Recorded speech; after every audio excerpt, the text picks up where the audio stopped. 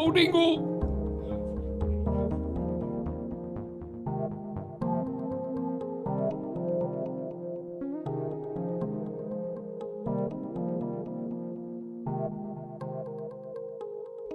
Oh, Dingle! Oh, Dingle!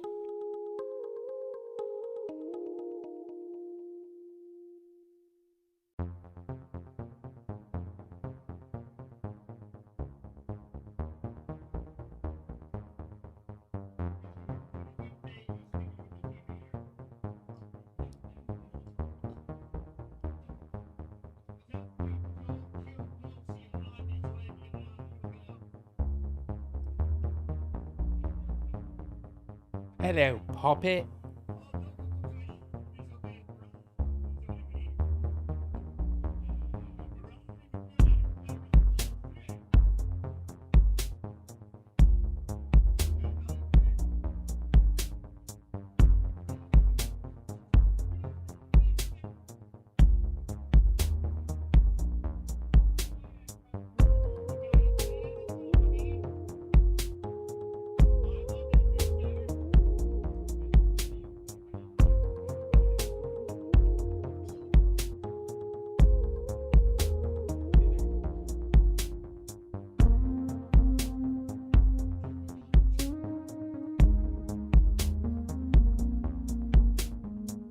Sorry.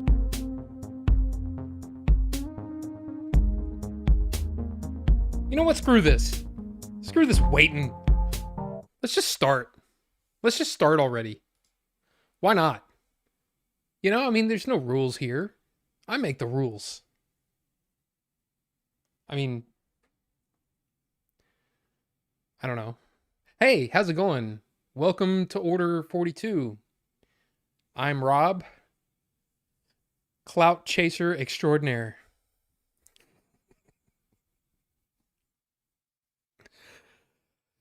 Oh boy. You know, I hope you guys are doing okay. I hope you guys are doing well. You need the Nuck. I'm sorry, there's no juice review or poll tonight. No liquid poll. No poll of any kind, really, because, you know, this is a PG stream for me for the most part. But no, I'm pretty much out. The only thing I have is there's only one liquid. Oh boy, only one liquid I haven't tried that I have in there, and there's only I think there's only 2 bottles. I need to buy more, but I haven't. So, but I hope you guys are doing okay. Let's say hi to the folks in chat. Ninjinzu is first. By the way, before we get really far into it, you might have noticed that there was a poll that I put up, and I believe it was viewable by everybody. It was only supposed to be viewable by the members. So if you saw it and you're confused, sorry, I'm an idiot, and that's just how it goes. So, you know, take that. But I'm sorry. It should have only been for the members, you know. The people who pay me for some reason. So there you go. I've honestly been thinking, and this, I mean, I guess we can talk about this if you want. But I've actually been thinking about getting rid of the memberships, just because it feels weird. It feels weird to me to take money. Like if somebody really wanted to donate or something, cool, but that's, I don't know, it just feels weird. It feels weird to me. And honestly, I just don't have, at least from my perspective, a membership. There should be, you should get something extra, really. And honestly, for the last however many months, you guys really haven't gotten anything extra. And it's just, I almost feel like it's just not worth it. You know? So, and I'm talking about for you guys. For me, of course, I get a couple of bucks, but it's just one of those things where it's just like, why am I doing this? So I don't know. I don't know. We can talk about it if you want, or we can just say, screw it. It's just been something that's been on my mind. Um, in fact, shit, while we're at it, I can just talk about the, I've been in a weird, man, this last week really has been, just weird. Um, been in really weird headspace, you know, like, the, I mean, look, the fact of the matter is I'm still, you know, dealing with things, you know, and I found myself like saying I really need to step back from the internet. I think it's not, I mean, it's just there's so much going on, there's so much noise, there's so much hate out there, and it's getting to me, and I'm still trying to deal with stuff, you know? Um I mean, I know that there's a lot of people that, you know, Billy's death affected a lot of people. Um, for me, I feel like a ship that doesn't have a captain or something.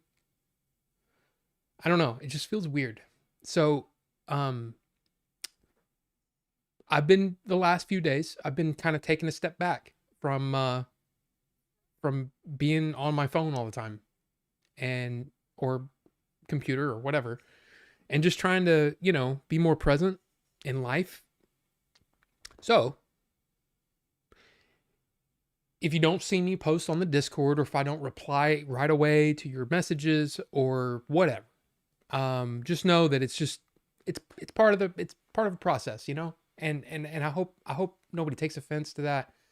Um, I mean, I wouldn't think most of you guys would do that, but it's been a really, I don't know, it's weird. Like, I'll say this.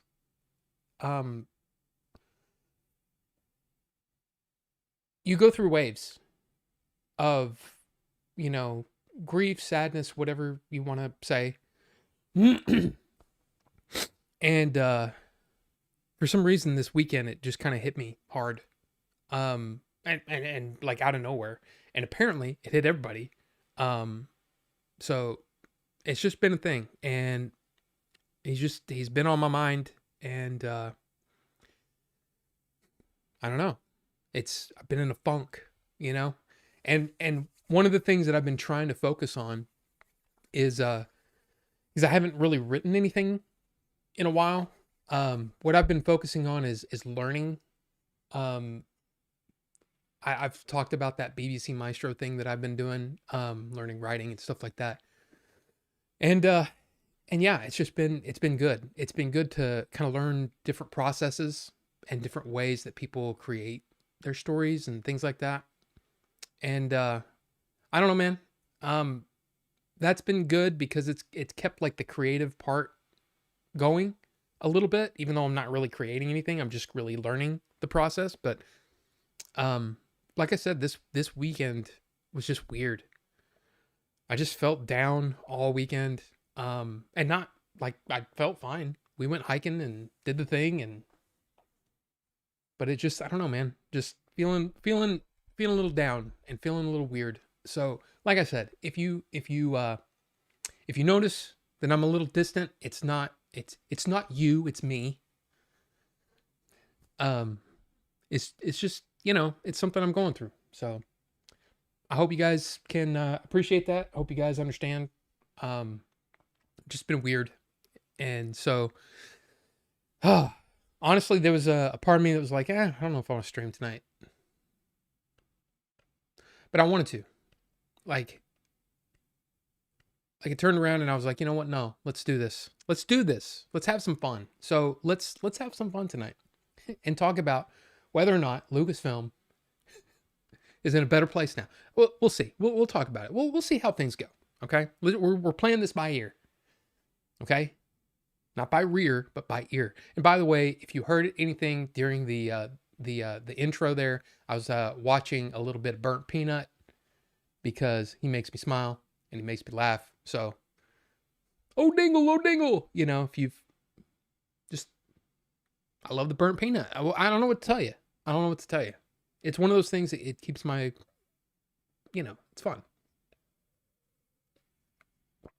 Anyway, Ninjinzu was first.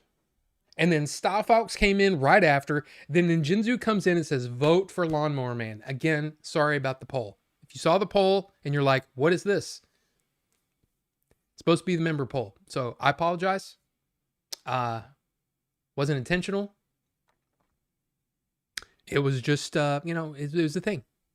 And now it's like I can't take it down because then, somebody'd be like, well, why are we not going to watch this movie? Because that movie won. I'm like, well, yeah, but that movie had other people voting and not just, and then some people are going to be like, well, where do I watch this movie? And then so anyway, if you're here and you're confused, I apologize. So anyway, KP Senti, welcome. Good to see you. Cosma, good to see you, sir. Always good to see you. I hope you're staying warm up there. I've heard that it's been pretty cold. It's going to be really cold this weekend here. It's going to get down to, what did I see, 14 or something? And like 3 to 5 inches of snow and ice. So I won't be leaving this weekend, which is like, oh goody, I'm going to be stuck in the house. So, and what's weird is I'm kind of a homebody anyway. I'm one of those people that, I'm very comfortable sitting at home reading a book, watching a flick, or, a game playing peanut. Hey, it's one of those things. So there you go. A vote for Lawnmower Man is a vote for Bucho. I mean, let's not put Bucho in a box. Okay. I mean, look at him. Look at him. Just look at him. Does this man scream, hey, I want, I don't know. I don't know what that screams. Anyway. And Rufus the Red, welcome. Good to see you. Robert Rivera, hello. Good to see you, sir. Welcome. Hello, puppet. It's giving someone on the phone. The sound's giving, well, yeah, that was the burnt peanut, so. And Shozama, welcome. Good to see you, sir. I actually I had a question for you. If you're still here. Hopefully you're still here. The question is, have you ever watched, because I know we've talked a lot about the sort of the older films, right? That that we like. You and I, we both appreciate the older films. I think it's safe to say most people here, they're more, if they're into movies at all, like KP Senti's, only watched like 4 movies. But for the most part, people stay pretty recent on their movies. They don't go back. You and I, we seem to appreciate the movies from the 30s and the 40s and even some of the silent movies in the 20s and stuff like that.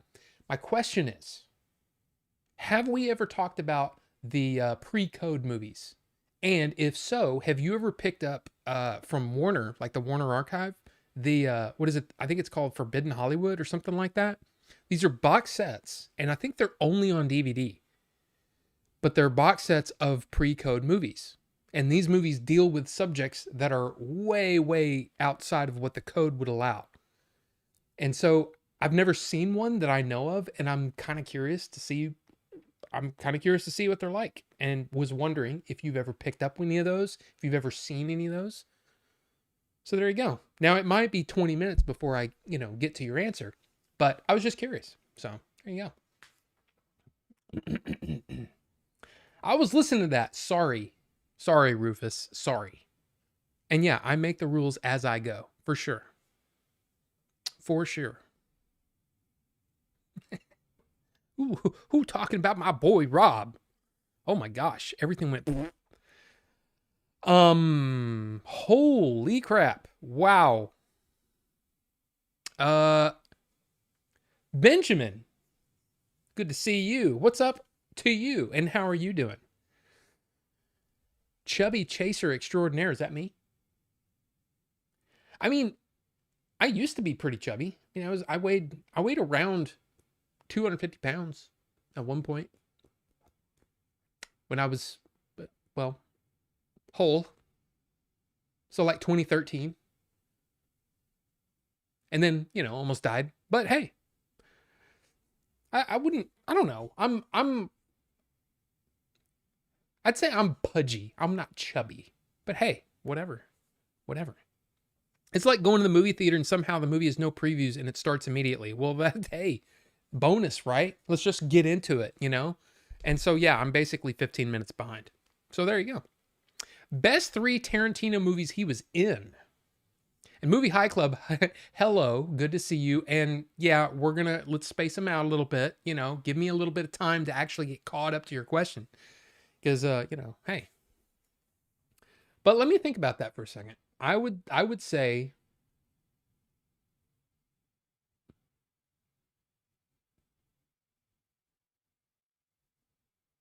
I think my favorite's probably my favorite movie. Because I mean, let's be honest, he's not like a huge actor guy. I would say probably Pulp Fiction, Reservoir Dogs, 4 Rooms. So, top 3 Stephen King movies. That would be Shawshank, Life of Chuck, and probably Green Mile. That's probably how I do it. Which are all like not your typical Stephen King, but I like it. I like it. I missed out on a leaked exclusive poll. F you pay me? No.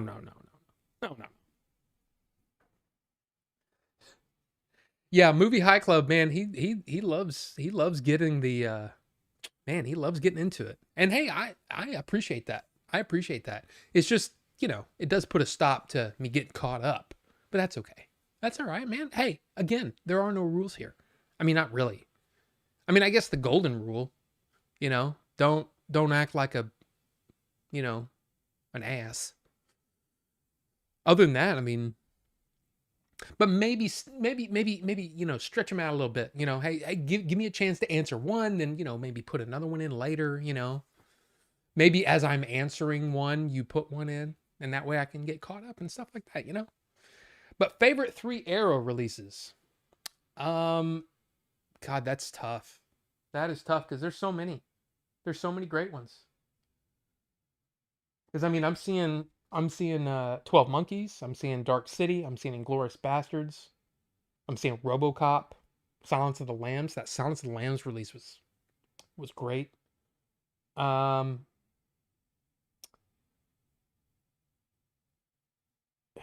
Yeah, that's tough. I have the Arrow the Thing. There's Thief. There's Andromeda Strain. Of course, there's the Dollars trilogy, which I haven't watched all of them yet. I've only watched the first one. I would probably say my favorite of those, probably Silence of the Lambs.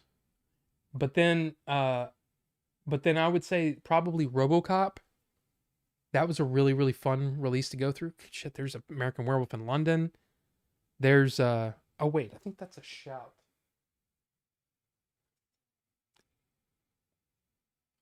I mean, that American Werewolf in London is an Arrow. But yeah. Yeah. I mean, they put out great stuff. I mean, I think in my opinion, I think Second Sight is probably the gold standard, but Arrow is just below it. I mean, Criterion probably wins out of the boutiques just because of their volume, right? Because there's just, almost what? They're on like 1,200 movies now in the Criterion collection. I mean, that's amazing. And now they're going back and they're releasing, new 4Ks of their DVDs. Maybe they didn't even get Blu-rays. Like this is Spinal Tap was only on DVD from Criterion, and now they're doing a 4K. I'm really kind of curious because I don't know if you saw this.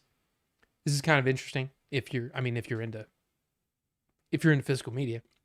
Got an announcement that Disney is releasing a 4K of Armageddon.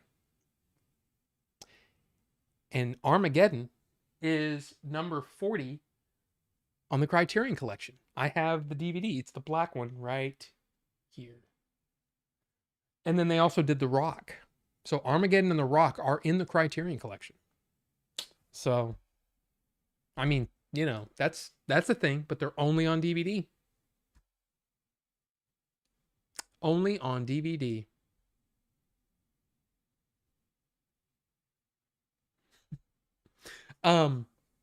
So anyway, let's move on. Let him talk first. Can you easily turn on off memberships, or is that a hassle?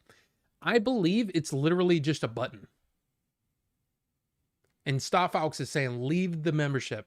I mean, look, all I'm saying is that if it's cool with you guys and you like it, I don't like, what I don't like is I don't have a whole lot of time to devote to giving you guys a bunch of extra stuff. And so if I'm going to do it, I want it to be worth it. I want you to feel like you got your money's worth. You know what I mean? And I don't know, maybe I'm just being silly, but that's just how I feel about it. And I just don't know if I provide that. That's all I'm trying to say. But, hey, top 3 king names are George, Charles, and Ralph. And he goes, question mark. Okay, LOL. It's good. Ooh, I like stepping back from the internet. Well, I never really had a problem with it. But it seems like, I guess it's because I've never really had anything like this in my life happen. Where, like I said, I mean, Billy wasn't just a friend, he was like one of my best friends. And then on top of that, he was also my creative partner. And pretty much every decision that I had made, I would say professionally since 2019, involved him in some way. So it's really hard for me to know what to do. I just feel a little lost sometimes and down. And then all of this extra, the news and the people getting shot and bad things are happening, and oh my gosh, what's gonna happen here? And it's just like, it's just like, God, stop. Everything just stop. And that's why I need to step back. I need to step back more. And it's not like I'm gonna step back for weeks at a time. It's just like I need to not be so Johnny on the spot with stuff. Like if a notification goes up, I'm like, oh, okay, and I'm picking it up. That's why I answer every single comment within reason. There are some comments that I don't immediately get back to for reasons, but for the most part, I'm on it, and it's because I like to be on it. Anybody that gives me the time of day, I want to give them the time of day too. I hope that makes sense. So it's just been a lot, and I didn't realize how much the internet was really getting to me. So I've been stepping back from stuff and just trying not to be so plugged in, So way too much noise. Ninjinzu, you're not wrong. Making the internet only on my desktop personal computer in my living room. Nice.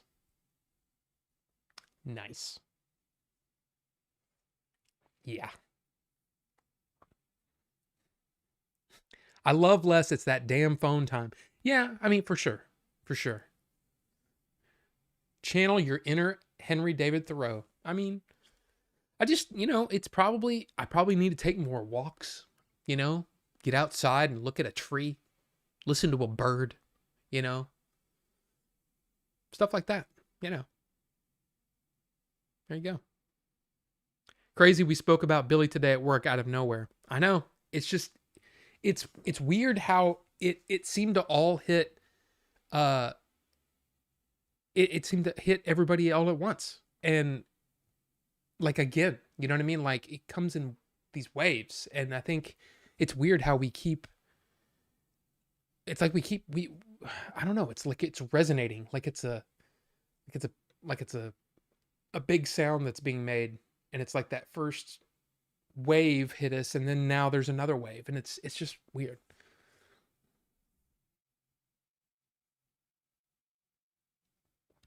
So yeah, you can create notes from your learning for sure.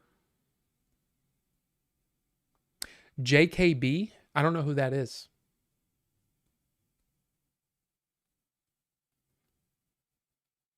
I'm not sure.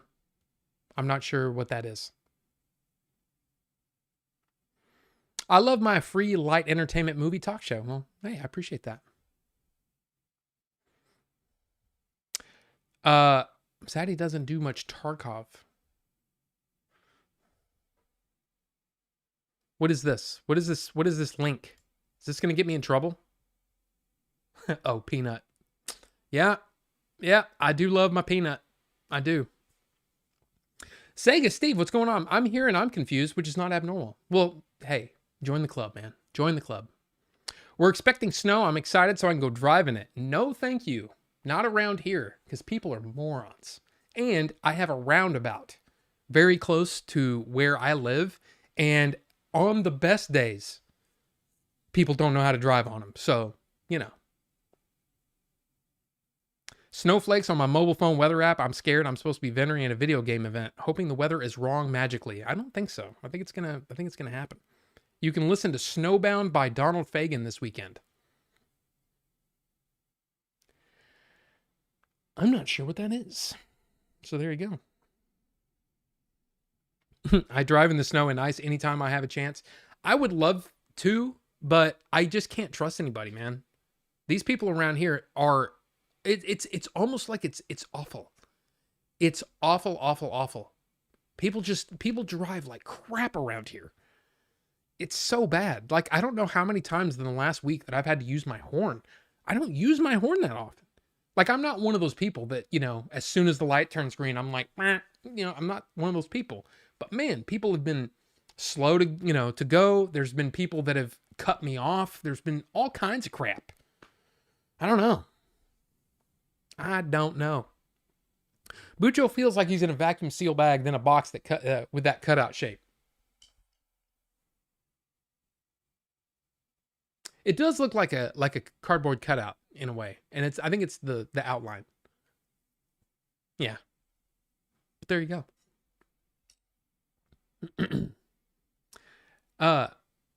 Make sure to stock up beforehand. Also, get some good grub from restaurants in the week before you stay home. That is absolutely on the agenda tomorrow.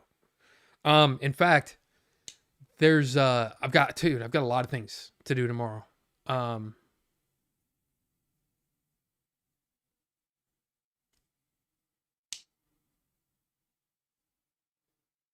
Sorry. I was reading a text. But yeah. Yeah, that's definitely I don't know. I got to figure out what I'm going to get for lunch tomorrow. Shit, I almost cut myself. That was close. That would have been bad. Would have been like, well, stream's gotta end. I just cut myself.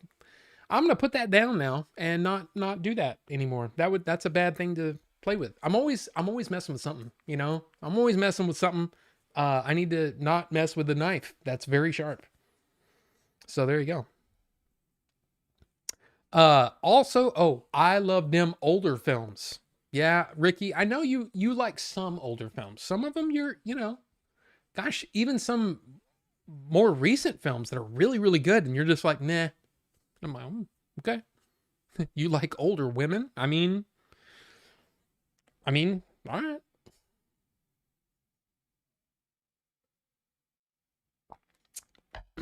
Alrighty. Older women try to make me do too much stuff, so I stopped going for them. You love pre-code movies. I have 8 of the Forbidden Hollywood sets. Really? Interesting. According to my letterboxing, I've seen 43 movies. Well, I'm sorry, KP Senti. 43. I mean, I own 1,200, so I don't know why I'm making that. I didn't mean you were chubby. More of a play on the words you said earlier. Oh. Well, I was just saying, I would probably be considered a little pudgy maybe, but you know. You give him an inch and he's at the moon. Johnny, what's going on? Good to see you, sir. I hope you're doing well. I hope you're doing well. My GPD Win 5 has been in Dallas since yesterday. Maybe I should drive to DHL and pick it up myself. Then we can go to Burger Street. Oh. Dude, if I had a Burger Street close, because I also have to go to the grocery store tomorrow too. So it's basically, you know, I'm trying to do things all in the same area so I'm not out all day. Oh man, that sounds good though. Dude, I haven't had Burger Street in years. That's just a damn good burger, man. And there's that's same thing. What do you call it? I have an Amazon package that was supposed to deliver yesterday, and it says, "Oh, sorry, now arriving today." It's still not out for delivery. So, Amazon is a bunch of liars. I don't know. $81 tariff. Jeez. To me, Criterion is definitely the gold standard. I mean, it's just a volume, man. And the thing is, they may not have the most elaborate packaging, but every single one of their releases is just stellar. You know, every single release. Now, there are some instances where, Arrow or Second Sight or it's just happened a few times where the Criterion release, the transfer isn't quite as good as another. BFI, the Seven Samurai BFI, supposedly is a little better. I honestly, I don't know. Because I played my Seven Samurai Blu-ray and my BFI 4K back to back, and was trying to look at the same level of detail. I didn't see a whole lot, but people are saying, "Oh yeah, the BFI is better than the Criterion." I'm like, I don't know. Maybe you're looking at because they pull up those stats and it's got the what do you call it, the bits per second or whatever it is. I don't know. I don't know, but I know I own more Criterion than anything else. So there you go. There you go.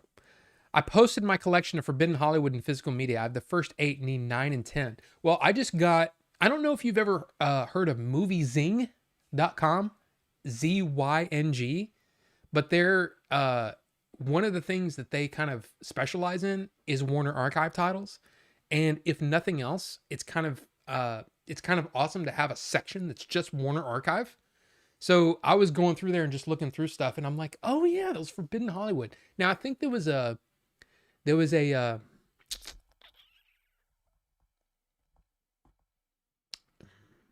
It was an interview with Heath over at Serial at Midnight.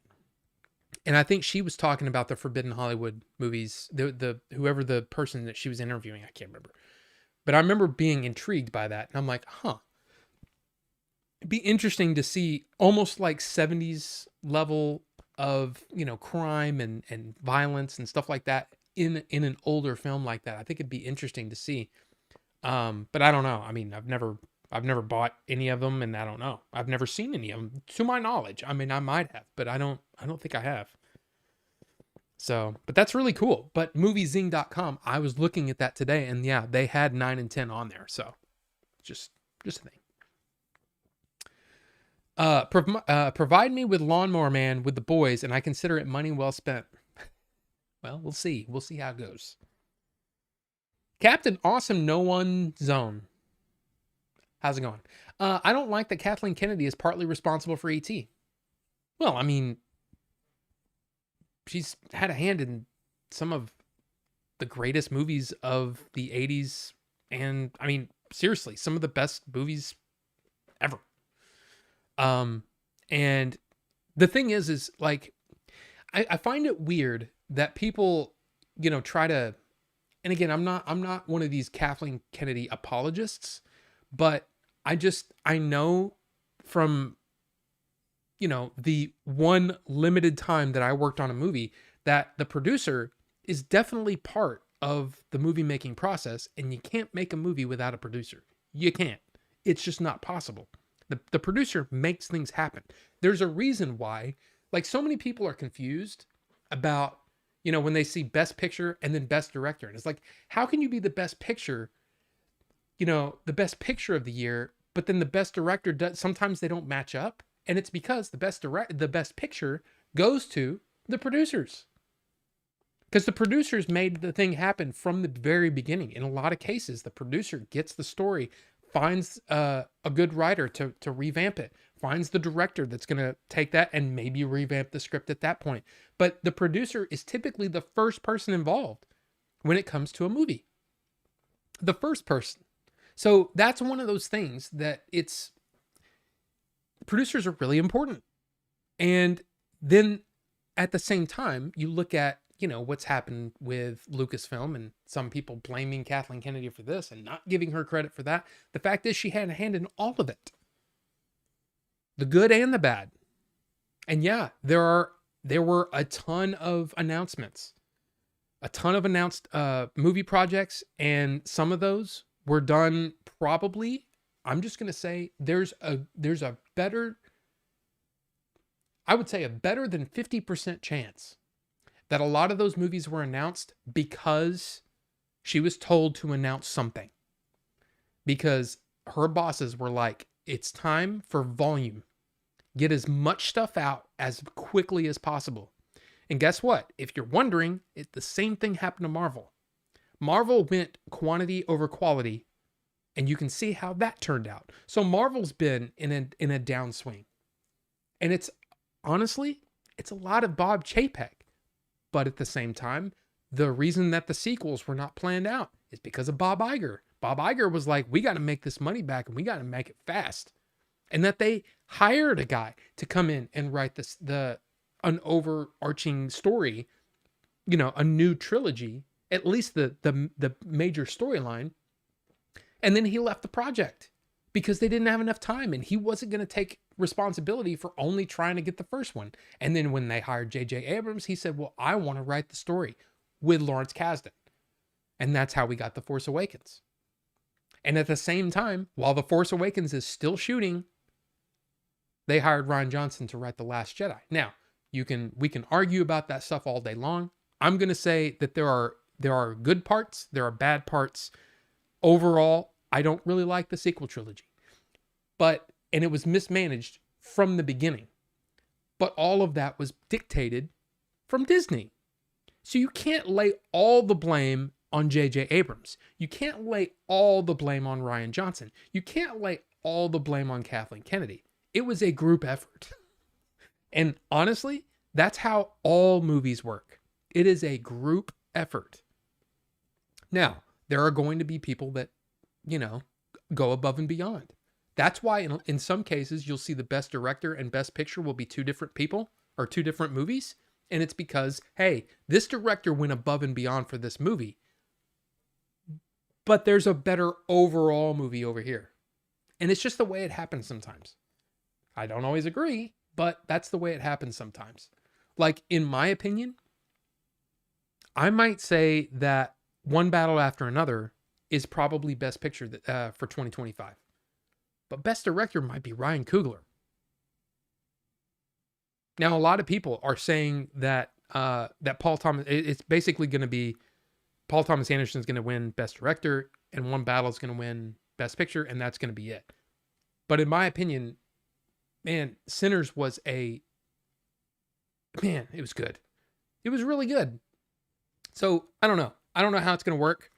But that's how I look at it. And with Kathleen Kennedy, it's one of those things where, look, she did some good things. She did some not so good things. There were times where they were not on the same page with her directors. Solo. Anybody remember that? There were times when they made an announcement and then the guys left. Benioff and Weiss. There's another, if you remember, they were so happy. They were so pleased with the way that The Last Jedi turned out that they gave Rian Johnson another trilogy before The Last Jedi came out. I'm just saying, there were a lot of things that they announced before they should have. And some of that may have been her fault, but I think a lot of it falls on upper management. But I also know that there were definitely times when she tried to force some of her ideas into things and they weren't all great. So, like I said, there was some good and there was some bad. If you're going to give her the credit for or if you're going to lay the blame at her feet for some of the bad things, you have to give her credit for the good things. It doesn't work both ways. It doesn't, well, no, she didn't have anything to do with Andor, but I don't know. Anyway, we're getting ahead of ourselves. I haven't even caught up in chat yet. Anyway, Arrow is great. I think I just have more history with Criterion, but I can agree with you. I mean, again, dude, Second Sight. I know I talk about Second Sight a lot, but to me, Second Sight is, wow, they're good. Now, I will also say that Arrow is right behind them. In fact, those, all of the Dollars trilogy, those give Second Sight a run for their money. Absolutely. No question. So, how about they're all good and we're all lucky to have them? How's that? There you go. I want one of those one day. Such cool devices. Oh, the GPD. So expensive. So expensive. Try volunteering your time somewhere and you'll get your mind off things. I mean, you're not wrong. You're not wrong. I mean, really, I have so many things that I can work on and so many things that I can do that I think I've got it. It's just I need to step away more. That's really what it comes down to. Now, I mean, who knows? There's actually a part of me, I'm just gonna say it. There's a part of me that thinks I might need to go to therapy, and so I can, maybe there's some things that I haven't quite dealt with or haven't dealt with properly. So maybe that's a thing. You'd think for $2,300 they would $2,300. Wow. That's crazy. That's crazy. I'd love to share stuff I've read about and tried. Well, let me give it a shot first. Let me just see if stepping away is enough. And if not, then we'll take the next step. I'm outside every day, especially at the ranch, and I hate outside. At the ranch. Holy crap, everything just updated again. Oh my gosh. Oh my gosh. Wow. Okay, I'm way behind.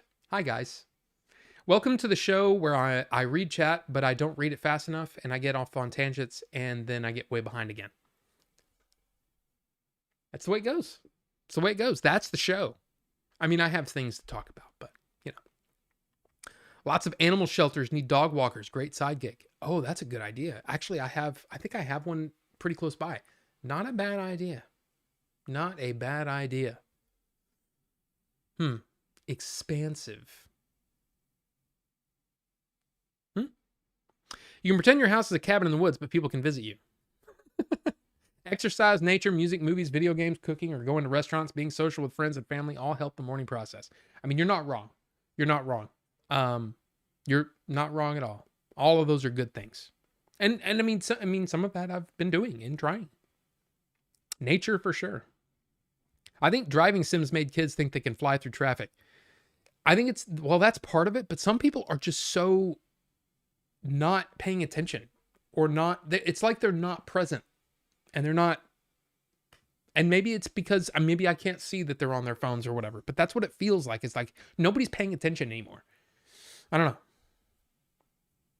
know.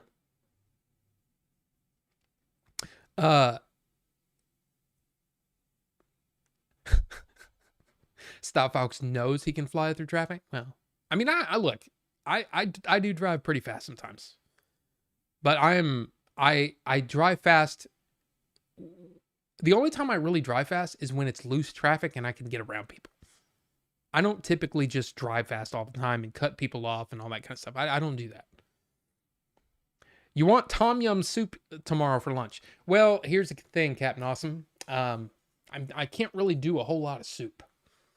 And it's because of all this mess, It's not the Crohn's so much, because the Crohn's is in remission. It's the fact that, I don't have large intestine. So yeah, soups are not exactly on the agenda. Rob went from all of those things to this. Hey, there you go. That's a lot right there. I don't know what it is with the films I like. Hey, there's no problem. There's no problem, man. You like what you like, and I like that. Justin Yates, welcome, sir. Good to see you. Everybody check out Justin Yates. His music. It's only 3.5 hours to drive there for me. Stop Fox can pick you up, go to Burger Street, then go grocery shopping together. A play date. We all know the moon isn't made of green cheese, but what if it were made of barbecue spare ribs? Would you eat it then? I know I would. Heck, I'd have seconds and polish it off with a tall, cool Budweiser. Man, I do love Harry Carey. The Will Ferrell Harry Carey. Hey, yeah, dude, I love that. Would you eat the moon if it were made of ribs? Yeah. Amazon been slipping with me too lately. Jerome, welcome. Good to see you. Yes, I don't know what the deal is. It's like, hey, this is getting here in 2 days. I'm like, cool. And then it gets here in 4 days. And you're like, that said Prime. Like, what's the deal? What's the deal, yo? I don't know. Amazon sent my drum kit to USPS. Then they sent it to a construction company. Definitely had. Oh, dude. That I've only had a missed delivery once, and it was something that we ordered, and they took it to Best Buy, my local Best Buy. And it's almost like they just said, screw it. We're delivering this here. Let's deliver that too. Here, take that. And then they take it. And then we had to go find it. I'm made of grilled short ribs and Modelo's with lime. They show the bit rate and such. Yeah. And it's like, look, I'm one of those people that if you can watch the movie and enjoy it and it looks great, I don't care about the technical stuff, And I don't know. But I also don't review movies in that way. So I can do that. So you sound delicious. Heath was interviewing Vanessa Bottino. She doesn't talk movies anymore since she went back to work. Oh, that's the one. Wow, okay. The Beer Chasers, welcome, sir. Good to see you. Happy New Year, friend. Good to see you. Yes, Happy New Year to you as well. I hope everything's going okay. The past 4 times I've ordered from Amazon, it's showing up 2 to 3 days late. Yeah, what's going on? I wonder if there's a thing. There's a thing happening. I don't know. I hate to say it, but she is a big part of my favorite era of film, the Spielberg, Lucas, Peele era? Peele era? Peak. Sorry. I didn't see the correction. Look, and that's the thing. If you see, because I didn't understand that for the longest time. I was like, I don't understand, why is the producer so important? Why do they why does the producers get the last word, basically? In every Academy Awards, the producer gets the last word. Why? Now I understand why. Now I really understand the process of how movies get made. And we're talking about most movies. Back in the day when the Academy Awards started, the producer was typically the first person to get the idea or to get the rights to something or whatever. And then they go out and they hire the director. They hire and they say, oh, we're going to hire this director and we're going to get this cast. It's going to be awesome. And the producer makes everything happen. And usually they're calling in favors with people that they're aware, that they know in the industry and all that kind of stuff. And that's how these things happen. And it's all the producer that does it. Now, in the case of something like Raiders or Jaws or E.T., well, not Jaws, basically any movie, it's the same thing, except sometimes the director says, hey, producer person, I have this story idea that I really want to do. What do you think? Okay, give me a script. They give them the script. They go, oh my God. And then the producer goes to the studio and says, hey, we want this much money. The producer makes all the deals. And the producer gets basically helps hire everyone. And so it's like the producer is the person that produces the movie. They put it all together, and it's such an important job. It's not something that I could do. I know for a fact I think there are a few pretty key roles in a movie that I could do. Like, oh, I can do that. I could do that, no problem. I feel like I could be a good casting director, and I'd feel like I'd be a good director. I was an okay script supervisor, but I could also probably do assistant director. Maybe not on that. But there are certain things that I think I could do. Producer is not one of them. Now, somebody who helps makes things happen, like I could say that I could have been like on Adventures, I would consider myself also like an assistant producer, because after, like, during like post-production, I was definitely helping make things happen. In fact, I'm the one who cast all of the extra nerds. I'm the one who contacted them and got them all there. So in a weird way, I was also kind of an assistant producer, but at the same time, I already have 4 credits on that movie, so I'm good. And 2 or 3 unlisted or doesn't matter. All I'm saying is I understand how hard that is, and it sucks. Some people are really good at that kind of thing. I am not good at that kind of thing and wrangling people. That's part of the reason why I don't do interviews on the streaming or on the show anymore. It's because it's really, really hard for me to do. I cannot stand chasing after people. I don't like it. I don't like scheduling people. I don't like doing any of that crap. So yeah, that's part of the situation. And then the producer also, of course, there's the line producer who basically says, hey, these are all the days things are going to happen. And they figure things out and they move things around as needed. It's just, there's so many people that are involved in making a movie. To blame it on one person is just, it's folly. It's absolute folly. And in most cases, it's the writing that's the problem. In which case, you go after the writer a little bit, especially when the writer tries to make excuses. I'm not speaking names. I'm just saying there are times when I've been irritated with a film and the writer comes out and says, well, my script was genius and blah, blah, blah. Anyway, let's move on. Chug one for the boys. I feel if anything, Kathleen Kennedy lost her touch over time like a director would, or she is a shapeshifter lizard alien clone. But here's the thing too, though. Just because she was an excellent producer doesn't mean that she was the best head of a studio. Those two things are different. But the way that I feel that, and this is just my opinion, and again, I don't have anything really to back it up. I saw interviews and I listened to people, and it really seems like in a lot of ways, she looked at the job as, I am a mega producer of all of this, of all the stuff, right? So I'm going to help make all of these things happen. I'm going to help choose the projects and all that stuff. But then she answered to the overlords of Disney. Whoever was in charge, she had to do what they wanted. And they're like, okay, we've got this D23 thing coming up. What do you got? And she's like, well, I've got these couple of ideas here, and this thing, and this thing, and this thing, and that thing. Like, oh, let's get what's her face, the Wonder Woman director, out on a tarmac, and she's gonna walk up to an X-wing. Oh man, it's gonna be so great, and the shareholders are gonna be so excited. But then the movie didn't happen. There's so many cases of that. Now, who is at fault? I don't know. That's the thing, is like, we can sit here and say, oh, this was this person's fault or this person's fault. But the fact is, we don't know. And then on top of that, what I don't like is when people point the finger and say, this person is definitively the problem.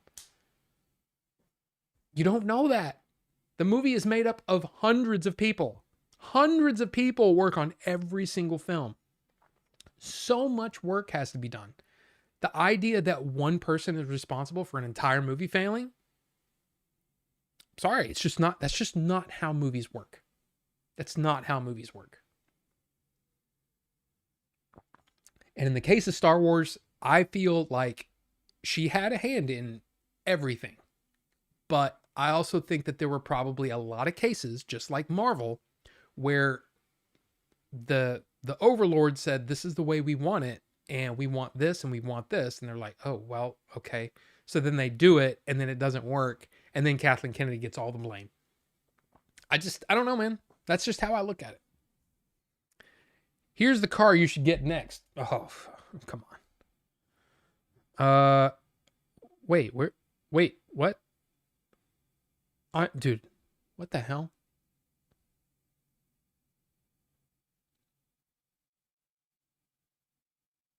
Um,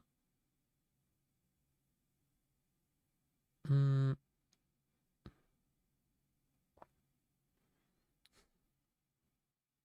what is that? Alexis? I mean, that's nice. That's for sure nice. You know, it's funny. I've gotten to a point where I guess I'm getting older. And I mean, I have a good car. I'm not going to say I don't. I have a good car. The problem is I'm tired of it. I'm tired of my knees hurting. Oh my gosh. I got so many freaking pharmacy crap. That is nice though. She's one of those little dudes in the giant trash collecting vehicle. All the Indiana Jones movies, E.T., Star Wars, Jaws, Close Encounter, Jurassic Park, etc. I mean, there's so many. There's so many. Sinners as an idea was executed very well. Visuals and sound melded together very well. That's absolutely true. But see, like, I still think that as a whole, I feel like One Battle After Another was the complete package. But Sinners had more, almost like better moments. And I was completely blown away by Michael B. Jordan. But I don't know. Oh my gosh, I'm so far behind. Oof. 29 people. What the hell are all y'all doing here? Holy crap. Welcome, guys. Good to see you. Follow me, Clue. Okay, wait. Favorite moment from Solo. Mine was the credits. I liked Solo. I'm one of those few people that I genuinely enjoyed Solo from start to finish. I thought Alden Ehrenreich did a fantastic job with what he was able to do. I think my favorite moment was when Chewie sat down. When Chewie sat down, it felt, and especially in a big theater with the big sound and all that, and the music kicks in, it was awesome. And it just felt good. It just felt really good. But I enjoyed the whole movie. I thought the movie was solid. I can understand if you didn't like it. And I can understand when there's a lot of people right at the beginning were turned off completely by, them saying, oh, you're alone? Han Solo. I mean, it's cheesy. It's dumb. But that's just one problem, So I think that's part of the issue, right? We're a very digital society.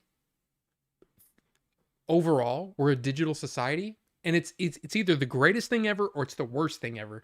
And there's a lot of stuff that's good in between. It's fine. Like sometimes fine is not good enough, but sometimes fine is just fine. Give you an example. Skeleton Crew. Did anybody watch Skeleton Crew? Because that is a completely fine show. There was nothing terrible. There was nothing that blew me away, but I had a good time. I felt like I got my money's worth out of it. You know what I mean? I was entertained. That's fine. Doesn't have to be everything. And that's the other thing. Star Wars is not one thing. We'll get into the Star Wars talk later. Okay? I do want to try to get caught up because there's so many people in here. I do want to try to get caught up. But Star Wars is not just one thing. It's not just lightsabers and the Force. It's not just the rebellion against the Empire. There's There's the crime element. There's other things. There's droids. There's all of these different things that it's a whole universe of things. And the beauty of having a universe of things that you can do is that you can do all kinds of things for all kinds of different people.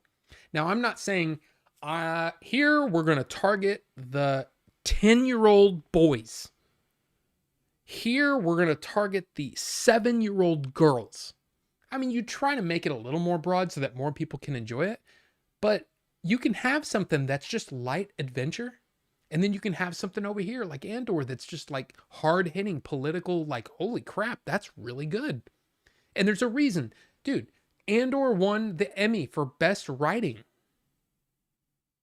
When's the last time any Star Wars movie won an award? I don't know. Any Star Wars anything. I don't know.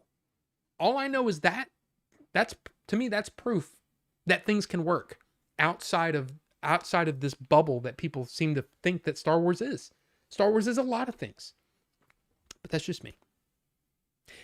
Anyway, that's the internet noise you're talking about, referring to Kennedy on Star Wars. No, it's not. No, it's not just that. I mean, there's a lot of.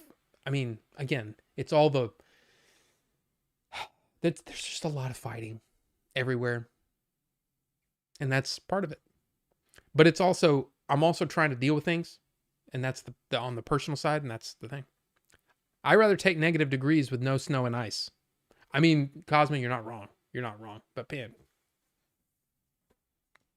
Rusty Ricardo, Robbie F.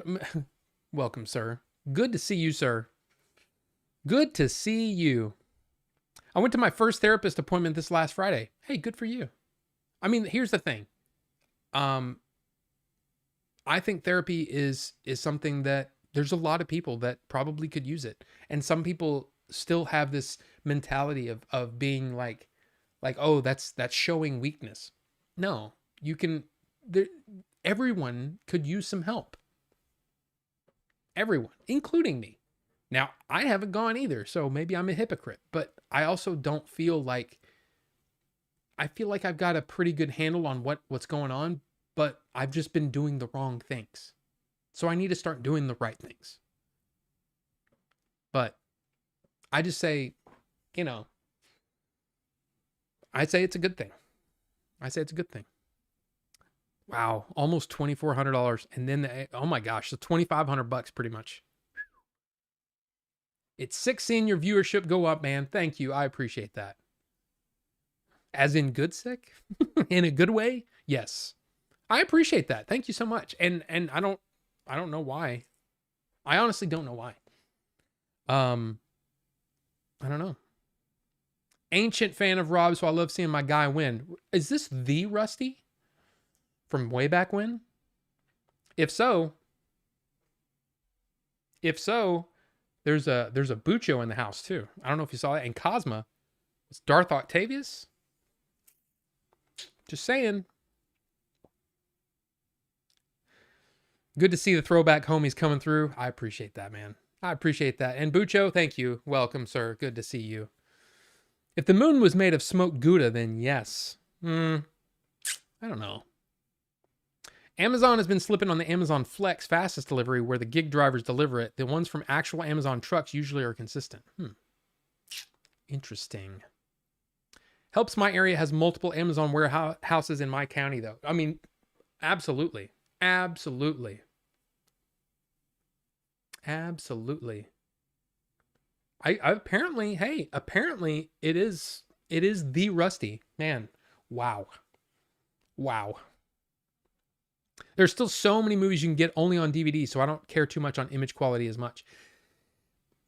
I care if there is a better version available, but in a lot of cases, DVD is fine, especially for older films. It actually kind of is part of the deal, and you just kind of go in it going, hey, this is an old movie, and I'm fine with it looking great, or looking fine. But then you get a movie like The Big Heat in 4K, and you're like, this movie from 1950 whatever looks insane in 4K.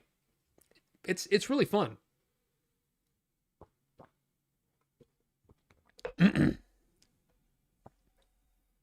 Thank you so much for the archive. What archive are you talking about? If you have Prime, always contact chat support and be so like, I ordered blah, blah, blah for a reason, needed it, and where it at. Finally finishing school. That's awesome. That's good to see. It's good to see you, Rusty. Man, that's crazy. 20-something years ago. I might need to get that off of you. Can't find mine. Wow. Wow. I like getting the value of my money. I mean, I got $30 back and got to keep my items, and it showed up later that evening. All right, Maureen.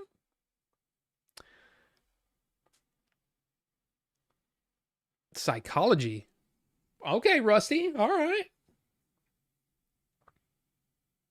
And look at there. Bonobo juice, as in scat. Holy crap, man. A lot of the old folks, I mean, we're all kind of old folks, aren't we? I mean, we're getting there. We're getting there. But yeah, man, freaking Bucho's in here. Bonobo juice is in here. Rusty's in here. Sheesh.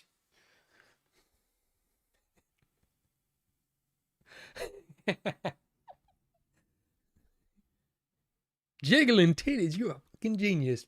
Boom, a check falls on my lap. I'm a producer now. Hell yeah, man. Some freaking Bill Hicks. Yes, good stuff. Philadelphia is an okay place to drive through, but not live it. I mean, maybe. Mark Morrison, you lied to me. Not my fault. They said 4 a.m. to 8 a.m. and it wasn't there by 10 a.m. I mean, I got my degree in physics and math, but since then, about 90% of the science books I've read have been psych. Interesting. I completely agree with the point about pointing fingers at one person. I mean, again, look, you can't blame everything The Force Awakens on J.J. Abrams. You can't blame it all on Lawrence Kasdan. You can't blame it all on Kathleen Kennedy. You may be able to point at Bob Iger because, he's the one that started it all. But at the same time, you can say, okay, well, whose idea was it to just push Luke Skywalker off to the next movie? I mean, that's the biggest, probably the biggest sin, right? Is that the three of them never got a scene together. So yeah, you could probably blame either JJ or Lawrence Kasdan. But hey, I mean, I don't know. I love rooting for the billion-dollar company. Well, here's the thing. It's not about the company. It's about you're rooting for the good product, You're rooting for the good, the thing that you love, and seeing the thing you love done in a big AAA budget, just do it big and do it awesome. And that's what you're hoping for. But I mean, sometimes it just doesn't work out. And some of the best big movies come out and they're meh. Jurassic World Rebirth is a perfect example of a movie where I came out of it going, I'm like, they spent a ton of money, but you know what? They made all their money back. So who am I to say? I hated doing deliveries. I know what they go through. There you go. Chris, welcome, sir. Good to see you. Oh, it's fine. They don't proceeds to get bit by the dog. Yes. Holy crap! I'm so far behind. Okay, we're gonna have to make this quick.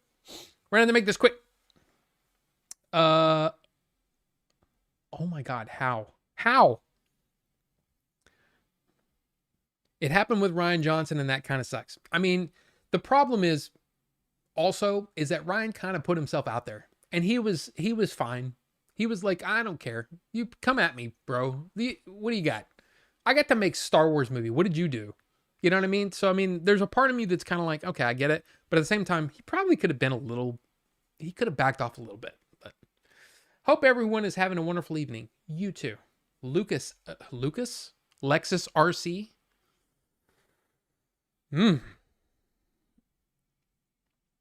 Hey, there you go. This is how the Zen of Bucho is attained. What would you say you gotten out of it? Bucho. I have random SOS EPs, but not the whole collection. I love all my vehicles, not getting another. Hey, I don't blame you. Starlight. Honestly, I think they need to take a break from the Skywalkers and focus on something new that is 500 years after the sequel trilogy. I think they should just go off and do their thing. whatever it is, but just leave the Skywalkers alone for a bit. You know, let them just be there.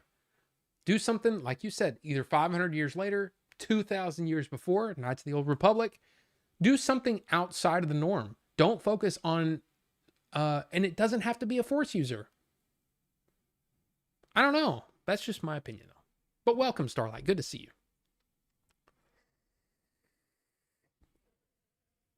Fill the gaps for the Buddha.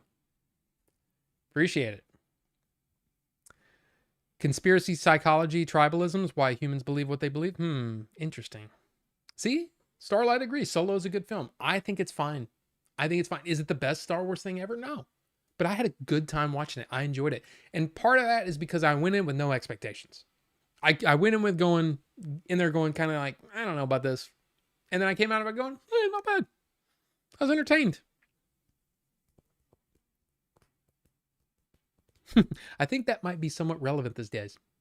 I mean, yes. Yes. I'm doing it because my ex-girlfriend was crazy. Solo's a good film. I think sometimes people prefer Jedi and Sith stories while others prefer bounty hunter stories. The thing is, that's the thing. There's room for everybody. There's room for all kinds of stories. And that's what I'm concerned with is the idea that they might be focusing on one thing. But it would be interesting to see the Lord and Miller version. Absolutely. Because here's the thing. It's never going to get released, but it would be interesting to see what they were going, the vibe they were going for. But I mean, who knows? Yep, exactly. Exactly, Staffaux. Digital. We're a digital society. 0 or 1, that's it. It's a 10 out of 10 or it's a 0 out of 10. Dude, he always seems to text me or call me in the middle of a... Hold on a second.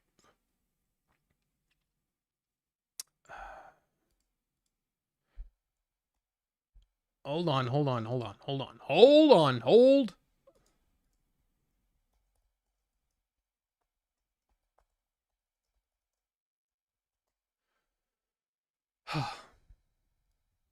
Hey, you stop texting, Ricky.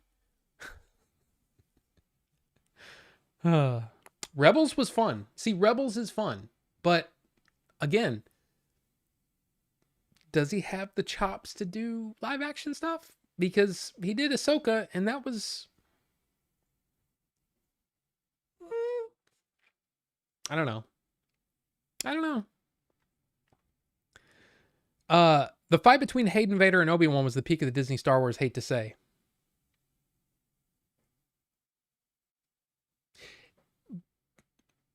But in the timeline, it made no sense.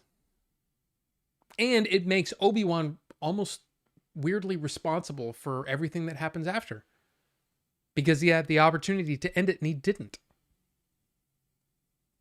That's my biggest problem with that. It's not a character thing, or it's not like the scenes were done really, really awesome. There were parts of that I really, really liked. I still say that what should have happened is that they fought so hard that something happened, either an earthquake or landslide or something that basically separated them and they both had to flee. That way, no one's responsible for the other's actions. I think by making Obi-Wan choose to leave him be, I'm sorry, that's just how I feel about it. That's just my opinion. But Aztec History Podcast. Oh my gosh. Ricky, you're doing an Aztec History podcast? If only Disney didn't crap all over the original canon stories.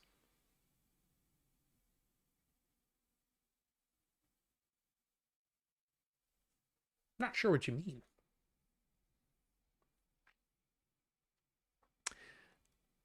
You did not kill Anakin Skywalker. I did. But see, that's the thing. There are great moments, but overall, it makes me mad. Makes me mad. Glad things are sort of cooling down. Are they? I feel like with Kathleen Kennedy being gone, I think people are going to be looking for a new scapegoat. So I'm just going to say this. if it doesn't get any better and we keep hearing about projects being canceled,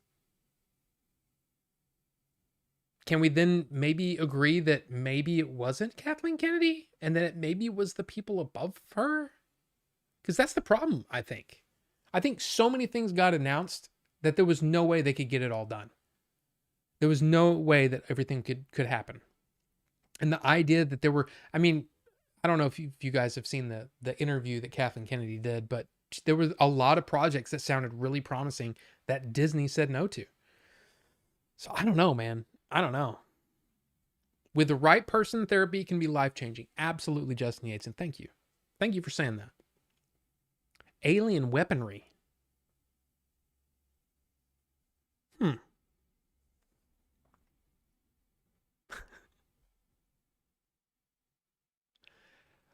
I'm not sure. I mean, I appreciate that I'm likable, but I'm not sure what you're saying. Bonobo juice. I'm not sure what you're saying. Lickable. Hey, like I said, this is more of a PG stream. You know, we kind of keep things chill. You know, therapy is great. Connect with someone else and not having to be in your own head. Yes. And yeah, Cosma. Yeah, Cosma is Octavius. Hell yeah. I don't know if he's here. Sometimes he pops in kind of at the beginning and then he ends up leaving. But if he's here, yes, that was him. That was him. Maori heavy metal is great. Amazon treats their drivers badly. That's what I've heard. That's what I've heard. That's what I've heard. Interesting. Yes, there he is.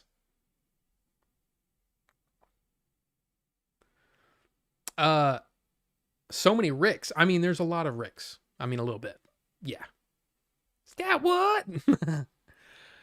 What is your favorite Star Wars film? I mean, it's Empire. It's absolutely Empire. But I also like, I don't know how I would have to really stop and think about how I would rank things now. But it's definitely 5, 4, 6.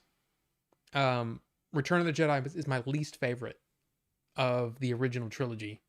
Even though I think it's got some great highs, I think the lows are lower than any of the other two films. So that's kind of how I rank it. Kind of like, it's almost like, I don't know.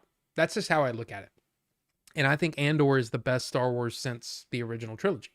Maybe better than Return of the Jedi. I don't know. I need to watch it all again. Like I already watched, I watched the first 3 episodes of Andor season 1 again. But I mean, to me, Andor is I feel like it's better than the prequels. And I actually really like the prequels. I love Clone Wars. I did a Clone Wars podcast with Bucho called Send in the Clones.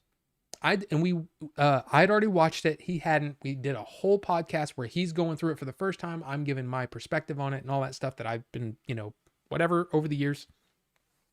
And I love the Clone Wars. I love Rebels. I still think Andor is better than all of it. In my opinion. That's my opinion. So, yeah. Mom's gonna make some macaroni. We should invite Bob Iger to the Order 42 studio to do a live interview. It's probably doable. Yeah, I could just call him up. Hey, Bob. Anyway. I think Luke Skywalker should have lived in The Last Jedi, and Rey is a nobody who earns the name Rey Skywalker.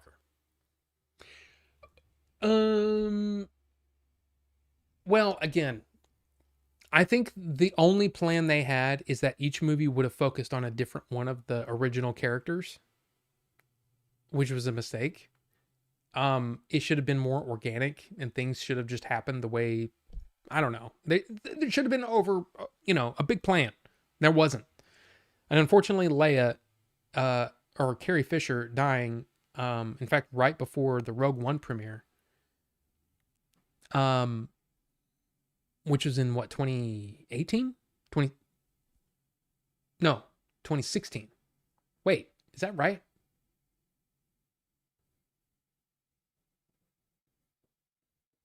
When did she die? I can't remember now. So basically, the whole thing was that Rise of Sky, or the episode 9 was going to be Leia centric, and that she wasn't. And since Carrie Fisher passed away, there was no way to do that. So they had to. There was so many things that had to change. But I don't know, man. I mean, there's so many ways it could have been fixed. Have a plan. That would have been the number one thing. I just don't think. I don't think. Uh.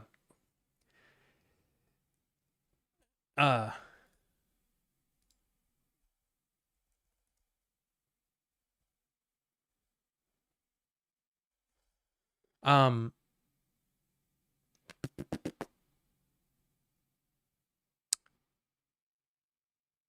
I like the idea of Rey being a nobody for sure, who earns the name Rey Skywalker. I don't even think that was necessary. I just think that, like, I mean, I know a lot of people don't like it, but man, I really, Last Jedi is another one of those movies that has, to me, some very, very high highs and some very, very, very low lows. There's some problems in that movie, okay? I don't think it's perfect. But I actually am one of those people that will absolutely defend my position that I think they did Luke great. And I love what they did with Luke. Now, a lot of people, the thing that I always love is when people say, oh, it's because, gosh, Mark Hamill himself didn't. He was like, oh, okay, he's an actor. So what? He's not a storyteller. He's not a writer. Why would he have any say? Well, he was the character for so many years. Yeah, and then he got old. And then he was doing I mean a lot of Joker stuff, and then he was doing the fan conventions and stuff like that, and every day, all day, people coming up to him saying, Luke is my favorite character. I love it in the new books when he does this cool thing. And it's like, so basically everybody has been building up Luke to him for years and years and years. And what is the first thing he does? He just looks at the screen in episode 7. Of course he's going to be angry. And then what does he do? He makes Last Jedi. He disagrees with everything that's going on. So what does he do? Before the movie comes out, he torpedoes it by making every big fanboy believe that Luke Skywalker, Mark Hamill, hates the movie. But to me, that was his biggest mistake. That's the kind of thing that you say after the movies come out and after people have already been talking about it. You don't people saw a trailer and he goes, I fundamentally disagree with everything done with my character. That's not the way to promote a movie, dude. I think that was wrong. And again, I think that he had built up Luke Skywalker and everybody says, well, I can't understand why a guy that saved his dad would light his lightsaber against his nephew. Oh, really? What happened right before he saved his dad? He almost killed him because his dad said something about maybe your sister will turn to the dark side. And then he says never, and then proceeds to almost kill his own father, who he came all this way, went into the lion's den to save his father, and then almost killed him. And I love the idea. And this is an idea that I've had. I've heard it. I think I might have heard it somewhere. I don't know. All I know is that it's an idea that I love. And it's the idea that the dark side is like any addiction. That sure, people can quit drinking. They can quit drugs. But it's always there in the back of their mind. And it's something that never really goes away. And that you have to fight against it. And just because you succeeded one time doesn't mean you'll succeed every time. So the idea that he had basically a moment of reaction and lit that lightsaber, and then his nephew wakes up and thinks he's being attacked and attacks his uncle, and he's like, oh wait, oh crap, like that's the beautiful thing about it. It's a tragedy. Those are things that I really like. And I also, again, you have to look at first, you have to look at J.J. Abrams and say, well, he's the one that put Luke on this island. Rian Johnson just had to come up with a way, or with a reason why he would, in the first movie, get rid of everybody. But then you have to go even further back. Go further back to when Lucas approved artwork of Luke being a hermit before Lucasfilm was sold. All of that stuff came from Lucas's original treatment. So I don't know, man. How can you blame one person? How can you blame Kathleen Kennedy for that? I don't know how you can do that. I don't know how you can automatically just point one finger and go, that's the person that did it all. I don't know. Anyway. Jerry drops in sometimes too. Yes, he does. Holland Diecast. Absolutely. Rob still busts out the mac and cheese at one now and then. Why? I don't know. It's just the one that I think of the most. That one and the Buchos Cuchos. It's just one of my favorites, man. I lost my mind when I heard that. We can all blame Craig Mazin for The Last of Us Season 2. But can you though? I don't know if you can. Imagine if in episode 9, Luke Skywalker is a surrogate father to Rey and helps Rey overcome her trauma for being abandoned. I mean, maybe. Or it could have been, see, that's the thing, man. There's so many different what ifs, and it's easy to come up with one line. You know, I'm not like pointing my finger at you, but I'm just saying a lot of people say, well, they could have just done this. Okay, write it. And begin. Go. Write it and make it a thing. The fact is, none of us were hired to do that. One. Number two, does any of us have the skill to put together a script for a AAA budget movie owned by one of the biggest companies in the world? Oh, and by the way, also overseen by these overlords who are looking down on you and saying, well, you've got to do this and you've got to do this. I mean, I think that's part of the reason why episode 9, the original treatment or the original script, was tossed out. But again, it's one of those things that Star Wars is one of those things that everybody's got an opinion, but the fact is we'll never know. We'll never know the what if, and man, if they'd only done this. But it's more than that. If you try, again, I would say if you have that passion and you're like, well, I want to be a storyteller and I think I could do better than some of these people. Try it. Literally try it. It is hard. It is really hard. Like, I finished the script for Chuckleheads and was just blown away by, I can't believe I did this. And guess what? Immediately, we started trimming the fat. We started getting rid of stuff. We started blowing away whole plot threads. And just all these things were just, okay, well, instead of doing this, let's do this. Oh, okay, well, that's only, 40 pages of rewrites. You know what I mean? It's just one of those things. But it's hard to come up with a great story. Number one, it's hard to get all the people together and get it financed and get all the right people in the right places to come together and make this one thing, and to be absolutely consumed by this one idea for 3 years and then come out with the movie and then market it properly and all that stuff. I mean, there's so many things that have to go right for a movie to do well. That's why it's hard for me to really dog on a lot of movies, because I know how difficult it was to make our little $150,000 movie. And it's just one of those things, man. And you can't just, one line is great. But what's the rest of it? What's the rest of the movie about? How do you deal with all the other dangling plot threads from the previous movies? I mean, there's so many ways. And I'm not pointing the finger at you. I'm just saying it's harder than you think. And it's because I was the same way.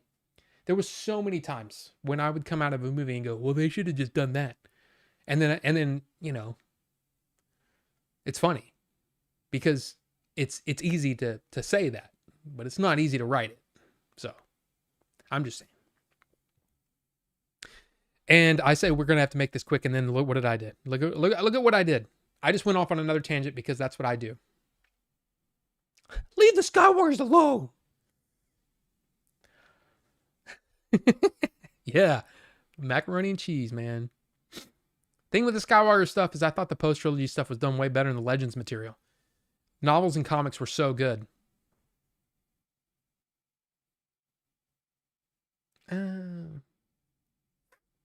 Yeah, not a live call-in. That's my nephew. He doesn't need to be, It doesn't need to be on stream. I can't believe it's already 8:30. See, here's the thing. There were things that I liked about the novels. There were things I liked about some of the comics, but a lot of it, I mean, just my opinion, it felt like fan fiction. A lot of it felt like fan fiction. Like, sure, Thrawn's a cool character, you know, but overall, the Heir to the Empire, the Timothy Zahn trilogy, I don't think those would have made good movies. It's just my opinion. Because I remember at the end of it, I was like, okay, that was kind of cool. But the rest of man, there was a lot of meandering, and I don't know, man. I didn't care for him. But that's just me. That's just one opinion. It's all subjective, right? Art is subjective, people. Just because you like something doesn't mean everybody else has to like it. And just because you hate something doesn't mean that everybody has to hate it. I'm just saying my opinion. I don't think they were top tier, in my opinion. And a lot of I own the Dark Empire series, both of them, or runs. There's some goofy crap in there, man. There was some just goofy crap, but it's just a thing. Excited for the snow. I love looking at the sparkling snow at night. It's so peaceful. Greg, absolutely right. The problem is a lot of times we only get ice, and man, that sucks. Filoni is, yeah. I just hope that he's not so one-sided. And the thing is, you know what? Let's just pull that up. I'm just real quick. I'll talk about it real quick.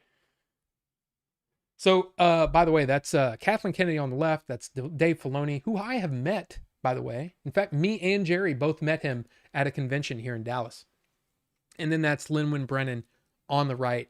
She is basically she's going to be the executive. And so this is very similar to the way Disney works. I'm sorry. Warner Brothers, DC. It's the way DC works. Is that you've got somebody, with Lynwen Brennan, she is basically the person dealing with all of the studio stuff. So basically she's kind of like the main liaison between Disney and Lucasfilm. And then Dave Filoni is chief creative officer. So president and co-president and all that kind of stuff. I mean, it's very similar to the way DC works. James Gunn is the, head creative. And then Peter Safran is kind of like the lead executive for DC. So it's a thing. And like I said, I met Dave. This probably would have been in between season 2 and 3 of the Clone Wars is when I met him, shook his hand, said, I really, and this was not BS, I was really enjoying Clone Wars.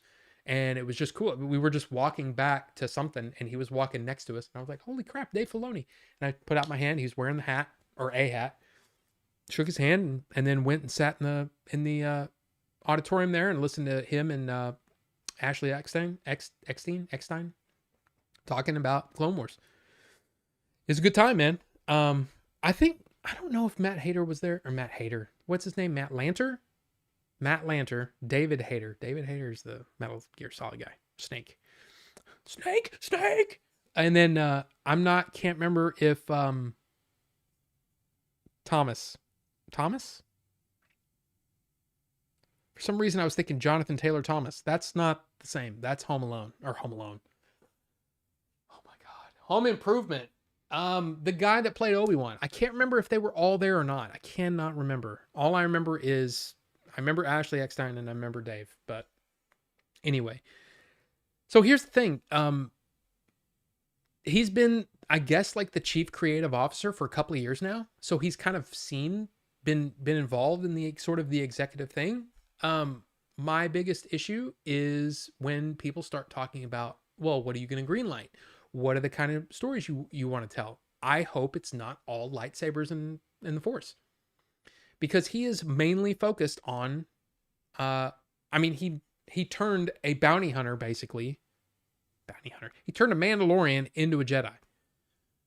Sabine and Ahsoka. And it's a choice. I don't agree with it. I still don't like it.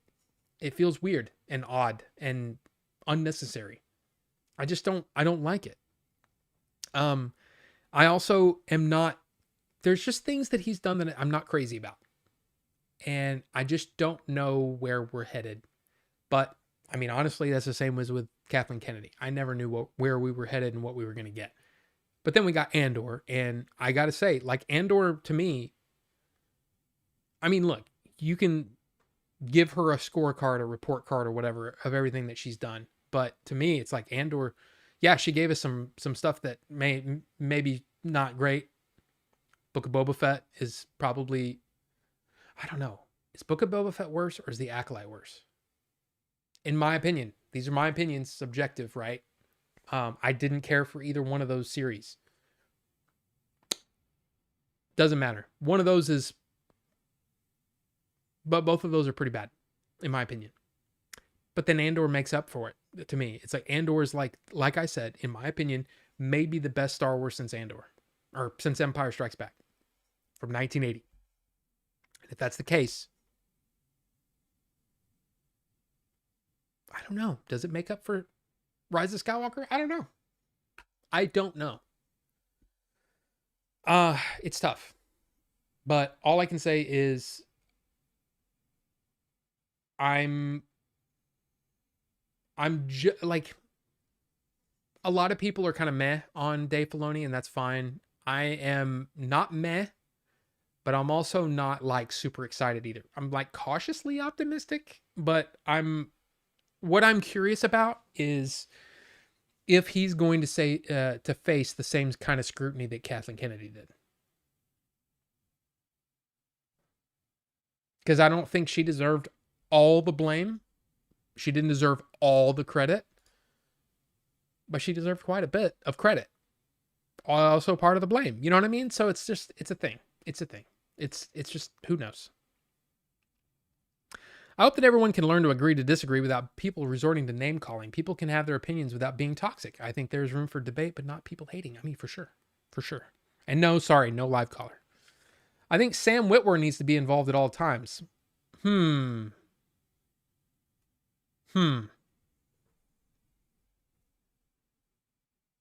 like Sam Witwer, but one of the things that I severely disagree with him, I would love to debate Sam Witwer on his take of The Last Jedi, because I think he's wrong. I think he's like, the whole idea that he's wrong, that I mean, I'm talking about him. Sam Witwer was saying that Rian Johnson acted like he'd never seen Star Wars before. And I'm like, to me, it was like he'd been paying attention to Lucas and was standing by Lucas when he wrote some of this stuff. Some of the stuff in that movie is pure Lucas, in my opinion. But I would love to debate him, but he doesn't know who I am, and that's fine. But I mean, I like Sam Witwer for sure. I do like him, but anyway, man, I'm so far behind. Okay, here we go. Star Wars to sell Star Wars to Matt Damon and Ben Affleck. Do we need that? I don't know.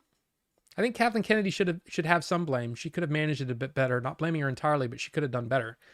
But that's true for anybody. And again, highs and lows. You know, you got to give her credit for the times when they got it right. 8:14. So I'm 20 minutes behind. Wow.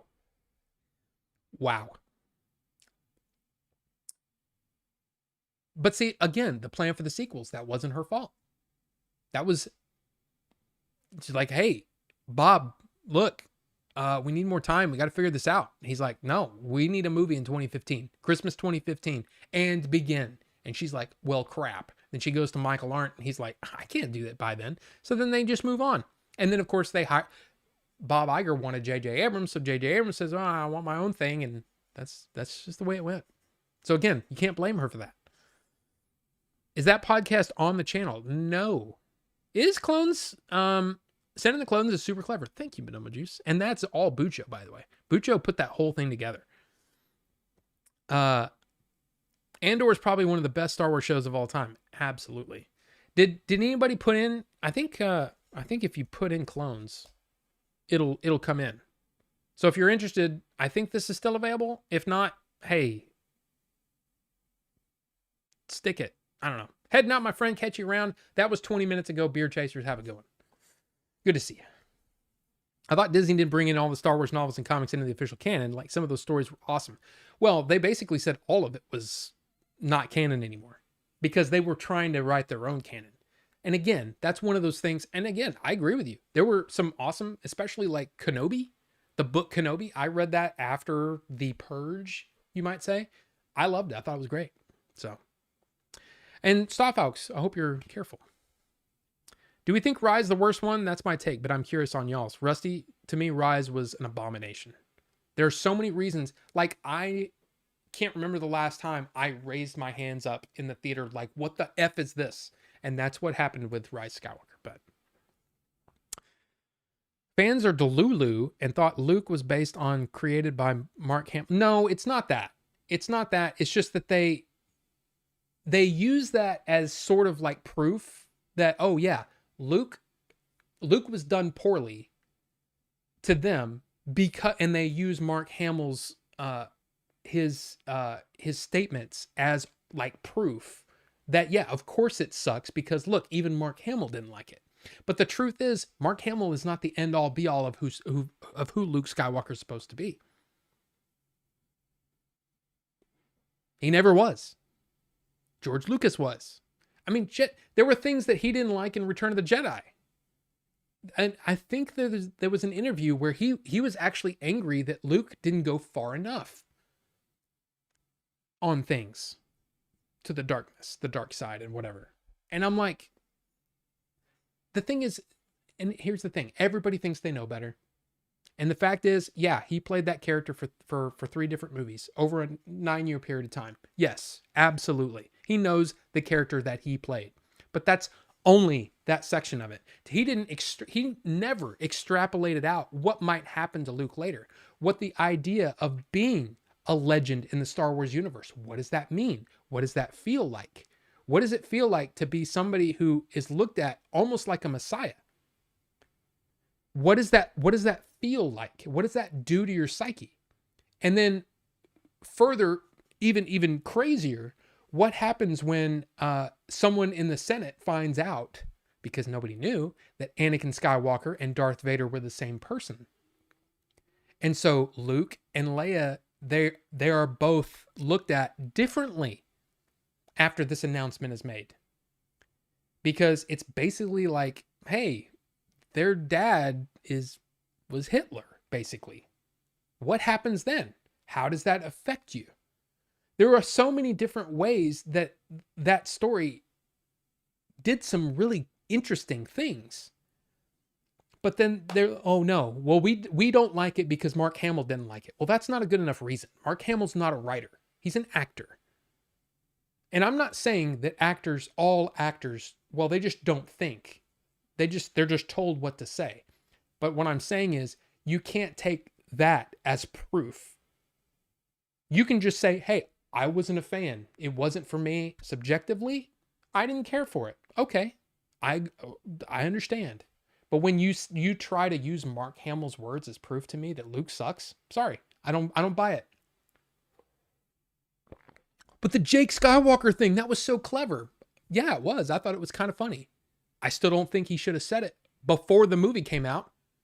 Before anybody had a chance to put their own eyes on it, they've already got this tainted in their head. This is going to suck because Mark Hamill doesn't like it. I hate that. So future, just for the future, if anybody here wants to work on a movie, maybe before, when you start doing interviews and promotion for the movie that's coming out, maybe don't try to torpedo it before it comes out. And maybe at that point, he was just over it. He was like, well, they killed me off. What are they going to do? So I'm going to tell them what I think. But the thing was, that is an incredibly selfish and egotistical thing to do. And this is coming from a guy who absolutely adores Mark Hamill. I love Mark Hamill. I can listen to him talk and wax poetic and things for hours and hours and hours. I love him. But I think that was wrong. It was wrong for him to do that before the movie came out. Just my opinion. My biggest issue with The Last Jedi is the execution, not the ideas. Not only that, they really needed to cut out the comedy. My favorite parts of the film were Rey, Kylo, and Luke. I mean, I agree with that. I mean, the thing is though, I don't think all comedy should have been cut out. Um, and there's a theory that I have where, and I'll try to be quick because I know we're behind, because holy crap, we're always behind. But it's the cutoff point, or it's the disconnect point. I need to come up with a better name that fits it better. You would think that somebody who's trying to be a writer, I could come up with a better name, but I haven't. So it's basically a point in the movie where you start to check out, because it completely shuts you off from the story being told, and you're just sitting there thinking about how dumb that was.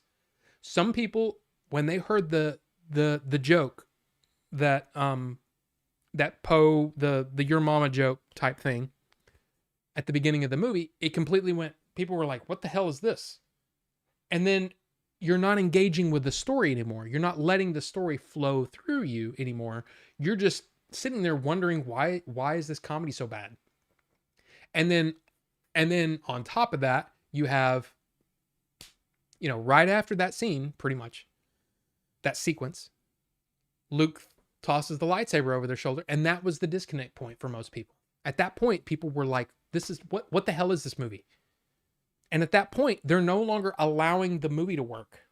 They're half paying attention to it. There's so many people that don't even understand that the three different sequences of Luke being in Kylo, or in Ben's tent, not taint. It's two very different things. The three different ideas are different perspectives. Ben's perspective, Luke's perspective when he's trying to really kind of sugarcoat it, and then the truth. And that's Rashomon. That's from the movie Rashomon. It's Akira Kurosawa. It's awesome. It's an awesome callback, or an homage to Kurosawa in a Star Wars film. So yeah, maybe I'm a little biased because I think that was a great move and kind of cool to see in a Star Wars movie. But some people think that, oh yeah, he just tried to kill his nephew. No, that's not what happened. You moron. Now again, I say that, I'm sorry. You weren't paying attention. And then so many people are like, well, no, I only saw the movie once. So, and I'm like, okay, well, I can't have a conversation with you then because you don't know the movie. But that's the thing. Anyway, like I said, I don't think all the comedy was bad. There were too many disconnection points for people, and I understand, it's fine. But then saying that, oh yeah, well, Mark Hamill didn't like it. Well, I don't care. I don't care. Harrison Ford didn't like any Star Wars movie he was in, period. Does that mean we need to throw them all out? Alec Guinness hated Star Wars and even told a kid, very famously told a kid, hey, do something else with your life. And it's just because it's not for everybody. But just because Mark Hamill said that's he didn't like what Ryan did for his character at first, I think it's one of his best performances ever. I really like a lot of the choices that he made as an actor, but I only know Hamill for Skips on regular show. He was funny in that. I think he's an entertaining guy, but the Canto Bite stuff was terrible. The slow space chase didn't bother me as much as most people. Phasma being wasted, never really cared. But yeah, really high highs, low lows. I bet it's partly the stuff Rob was talking about with the interference in other hands. Also, that point about the dark side being an addiction is so exactly right. Star Wars was always about fighting that urge to give in to anger. Yes.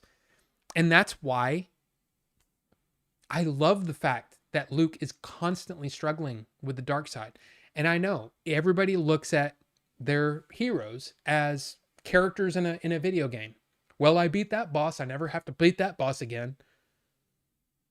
The dark side is always there, and it's always eating at you. It's a very Joseph Campbell way of looking at it too. But it's a thing that the dark side is always around, and the dark side can infect anybody and everybody. And the idea, I was never big on the idea, especially if you watch the Clone Wars. There's an episode where it's basically the Force almost has a will. And the idea that as Kylo Ren rose in the dark side, that there would be a nobody that would rise in the light side. I'm not 100% on that, but I still kind of like it, and it still feels very Star Wars to me.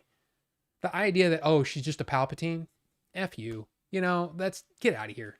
I love the idea that she was a nobody, and all of a sudden she's, the Force is welling up inside of her, and she has no idea why. It's because the Force chose her.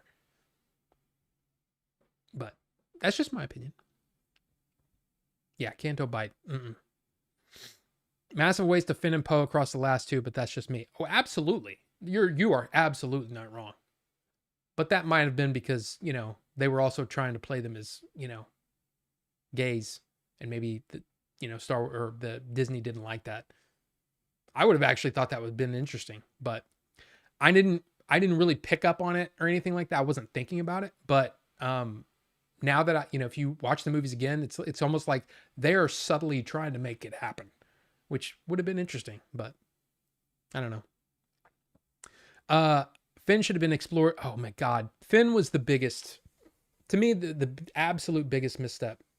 And it was right there. It was right there in Rise of Skywalker. Like, oh no, we all just kind of woke up and it was like, oh, we should defy the Empire. How about, hey, we've heard your FN 2187 or whatever his number was. Was that it? 2187? We had been talking about you for years, and we decided if he did it, we can do it. That he inspired them to leave? No, they didn't do that. Why didn't they do that? It was right there. It was perfect, and they didn't do it.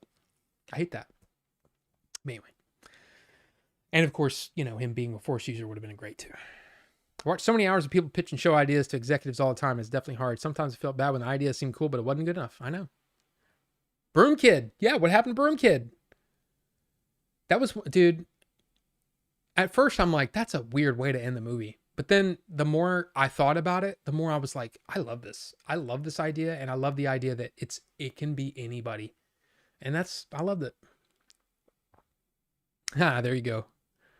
Became Finn's apprentice, maybe.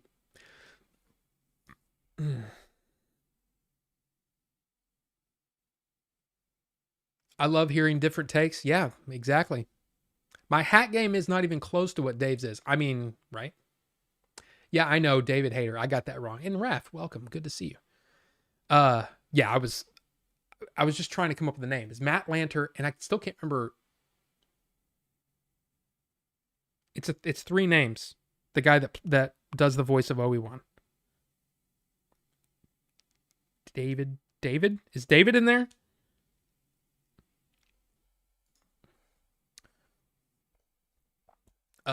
Obi-Wan voice actor. James Arnold Taylor. So no David. So it's James Arnold Taylor. I can't remember if he was there or not.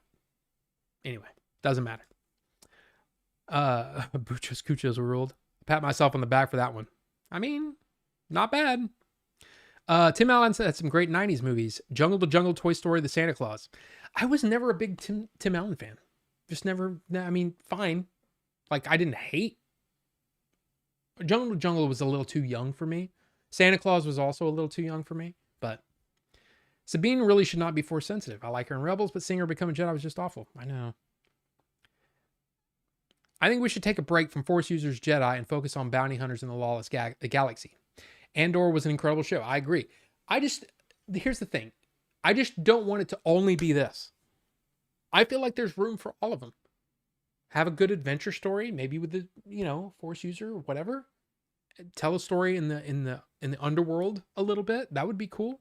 The idea that one game that was it Amy Hennig was gonna do, and they only showed like a little clip of it, and then it was like, ooh, this game's gonna be really awesome, and then they never finished the game, or they never did the game. That idea sounded cool. But Derek, what's going on? Sorry I haven't gotten back to you yet. Thanks for responding. I've been working on some final touches. I'll respond soon. Hope everyone is well. Derek, good to see you, sir. And no worries, man. No hurry. Well, I mean, it's really up to you. I mean, we can do the thing whenever you want to do the thing. Holy crap, am I really that far behind?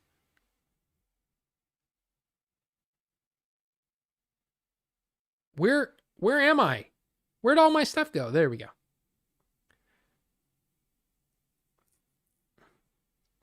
Well, Derek, I mean, here's the thing. The whole thing is it's just a mess. The whole thing's a mess. And it's part of the reason why it's like, yeah, I need to back off from the internet some days. You know what I mean? Just take a break. You know, you don't need to know all the news happening in every part of the world and all the bad things and then try to grieve and do all the things. Just stuff. X-Wing series in the vein of old school Star Trek. I mean, that could be cool. That could be cool. New planets, new scenarios, new creatures. I mean, I'd love it. I'd love it. I would love to see a dystopian movie that focuses on the dark realities of living in the Galactic Empire, very much in the vein of Terry Gilliam's. I mean, dude, that sounds cool. Why not? You know, why not? But we'll see. We'll see what we'll end up getting. And the thing is we won't see anything for at least a couple of years. That's kind of the bummer. That he'll be 2 years into his job and no one can actually tell if he's doing a good job or not, you know? But I'm in the minority and like the Obi-Wan series. Okay, well, there you go. I just think it lacked I don't know. I don't like the way that show looked. I thought it looked very meh. But hey, the Cyril Karn stuff. I mean, you're not wrong, Bucho. Yeah, the Cyril Karn stuff was definitely. It definitely had. I mean, I don't think it was like it didn't get weird as Brazil or like Brazil did, but that would be interesting. Clearly, I need to finish Andor. Yes. I mean, look, at least give it a shot. If you can see, that's the thing, is that I feel like both seasons do this really, really slow ramp up and then it just does this, right? And if you can get to the point where it's like, okay, it's starting to get some momentum, that's when you just keep on going. And then you're like, holy crap. I loved the way that both of those seasons progressed. I loved it. So, I don't know. I'd tell Luke to use the Force myself. I don't know. 100% agree on Sabine, and they just moved her way too fast, for sure. For sure. I wouldn't mind if Sabine was Force sensitive in Rebels and she trained as a Jedi, but it seemed to come out of nowhere. Yes. Yeah, no setup. Being in Ben's taint. Yeah, it was a, you know, wrong word. Sabotaging movie in their pre-release schedule reminds me of when Force Stick was coming out and Josh Trank was crapping all over the movie. Yes, and that's another situation where, I mean, he basically torpedoed his own career though too, in the process, and that's not smart. So I don't know. It's like if you want to play in the game, play in the game, and that means go to the stupid interviews where you have to answer the same question 25 times in a row, all day, every day for like a week and a half, 2 weeks, 3 weeks. You're flying all over the place. And so what made you decide to do the thing? Okay, well, it's because they paid me. And now, you know, it's just do the thing. I don't know.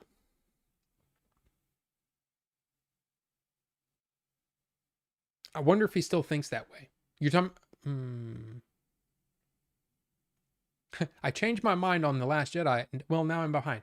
Well, don't change your mind. See, the thing is I actually want to do a video where it's like, let's talk about Luke. And just say, look, here's the thing. There's no wrong answer, or there's no right answer or wrong answer here. There's just interpretations. And now this is how I look at it. And again, I'm not here to tell you this is the way that you should look at at Luke Skywalker's character from, you know, the beginning of A New Hope all the way through the Last Jedi and into Rise of Skywalker even. All those things are all so open to interpretation, but here's my take. And I want to go through it, and I want to say those things about the dark side. I want to say those things about, oh yeah, by the way, you remember he almost killed his dad. So you think that if he saw a vision that, you know, of him about to fire on Princess Leia or on Leia, if he saw him impale his dad, Han Solo, you don't think that you would immediately be like, holy crap, I got to save him. And that's really what it was. It was a moment of weakness. A moment of weakness. Ben saw that, acted on it, and It's a tragedy. That's the way that works. It's like classic literature type thing. I love the way that played out. But I understand if you don't like it, but at least make sure that you can, show your work. And saying that Mark Hamill didn't like it is not enough. It's just my opinion. Ito Ramos, good to see you, sir. Good to see you. Hamill's best character, Cockknocker. But Rey also chose the Force after trepidation. Her character was good. I actually liked her character. And it's funny because I remember Bucho and I were arguing about The Force Awakens.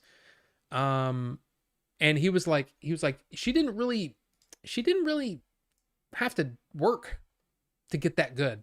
I'm like, really? She looked really awkward and all that stuff. It's like all of the things that he didn't care for about Rey, it never even crossed my mind. Like, it was just weird. I just accepted it. Vinny, good to see you, sir. Welcome. Finn was the first thing we ever saw of the Disney Star Wars era. Let that sink in. He was so misused. Well, and the part of that is the China thing and all that. I mean, that's a part of it. But I just got chills. Imagine Star Wars Episode 9 had Finn and Rey both as Jedi where they duel Kylo Ren. It could be like Duel of the Fates. I mean, now, here's the thing. And this is one of the things about The Last Jedi that, again, people talk about, there are things that they don't like. They don't like Canto Bight. They don't like the fact that Finn and Poe were underused. They don't like the Finn and Rose thing. All understandable, whatever. But here's the thing.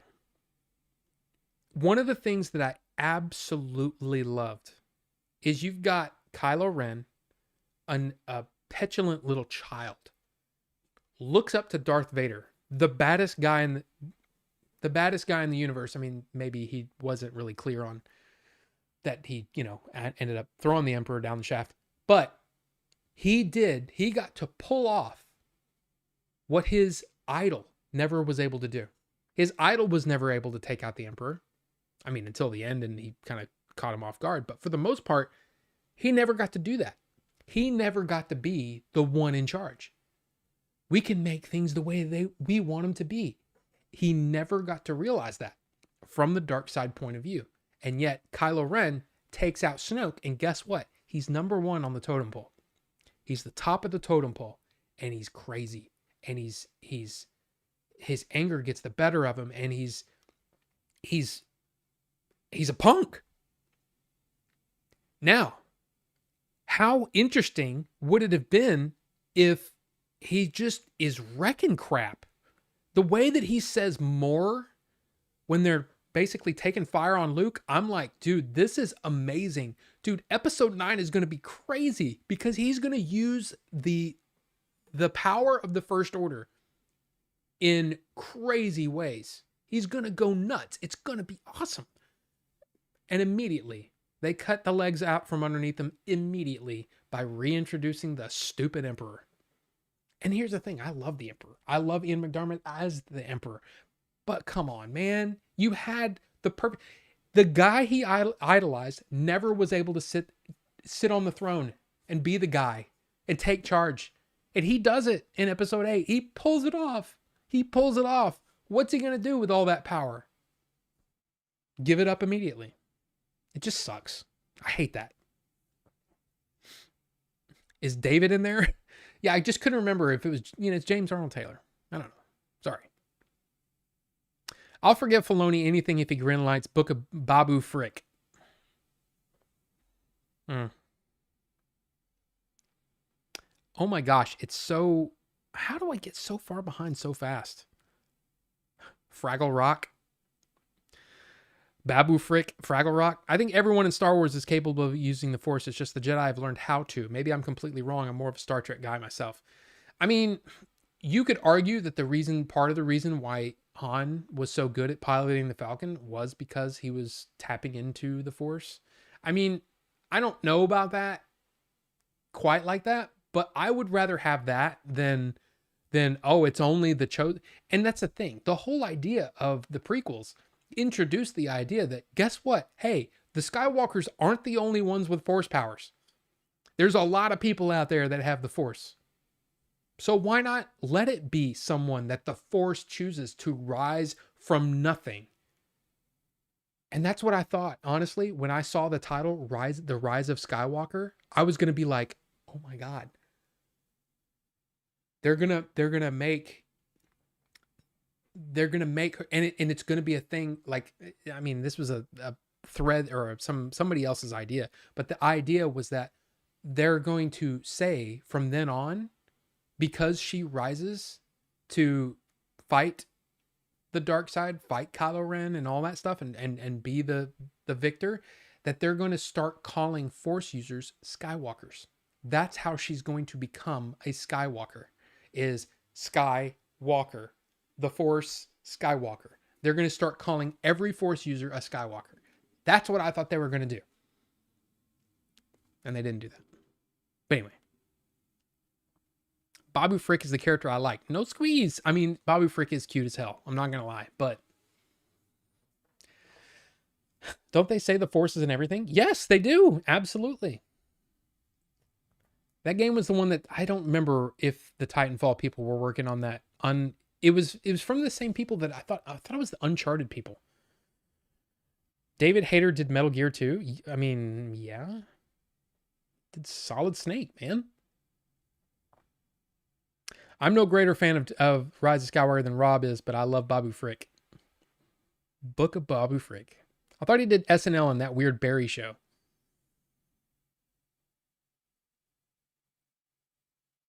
No, you're thinking of Bill Hader.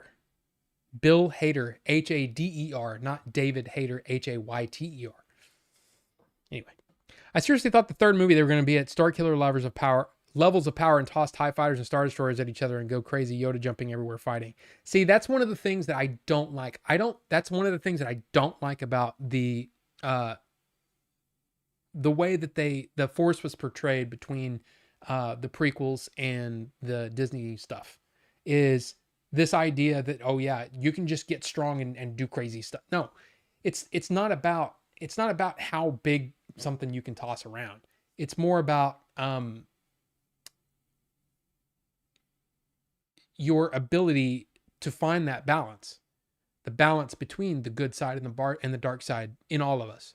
That's what I always thought it was.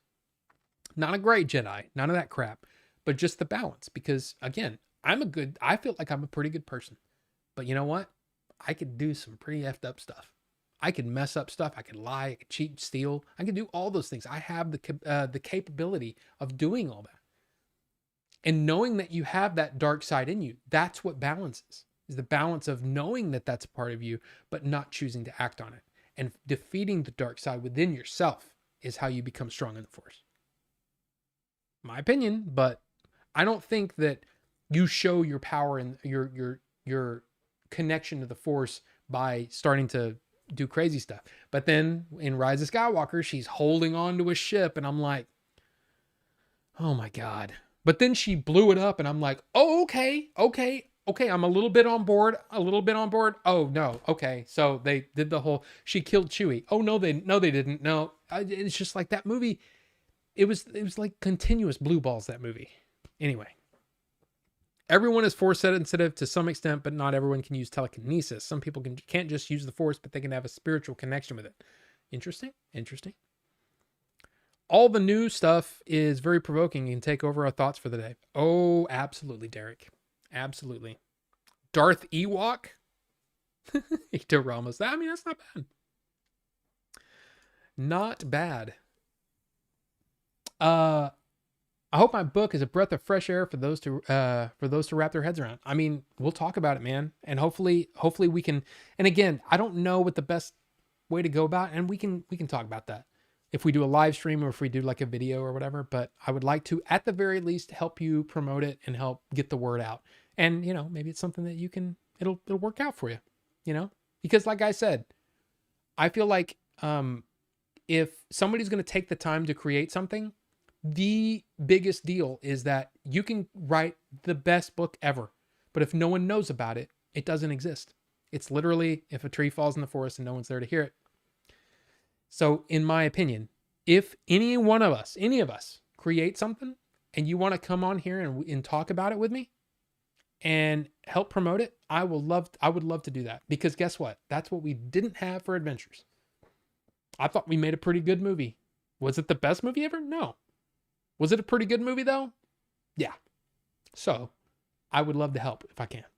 It's all about promotion, which I mean, it sucks that that's the case, but that's the thing. No one cares how long it took. No one cares how hard it was. Nobody cares. They only care about the actual thing.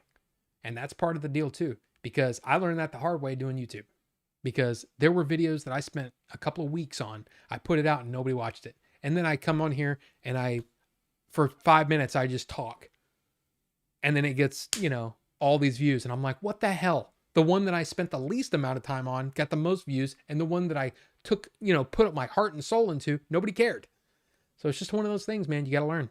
But anyway, basically, yes, let's do it. Let's do it.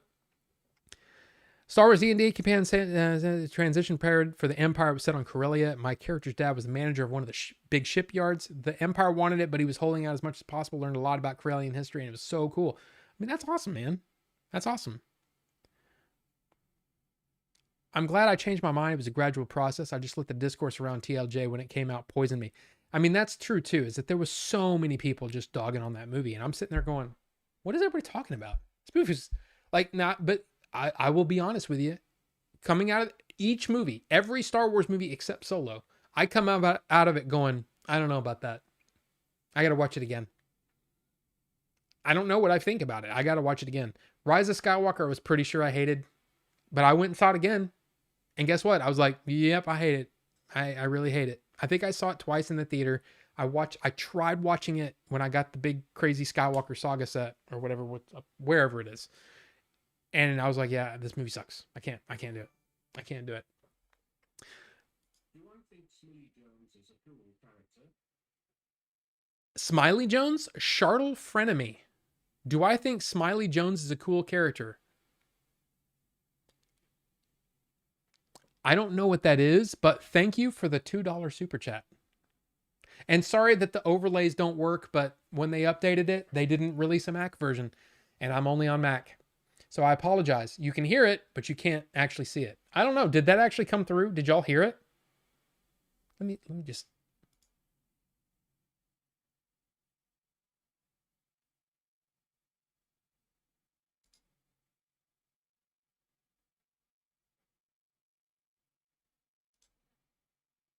Okay, apparently that's not going to play again. Anyway, Chartle Frenemy, thank you for the super chat. Thank you so much. Star Wars racing video game, Captain Awesome. There's one coming. I can't remember the name of it, but they just announced it at the Game Awards. If you probably Google Star Wars racing game, like new racing game, there's a new one coming and it looks cool. But who knows? We'll see. But it looks cool. Ryu's Realist, good to see you. James Mangold's Force Origin movie is on hold. I'm bummed. I know it. But that's the thing. Who knows, man? Who knows what we're going to get? But yeah, James Mangold doing that, tackling that would be interesting. So we'll see what happens. We'll see what happens.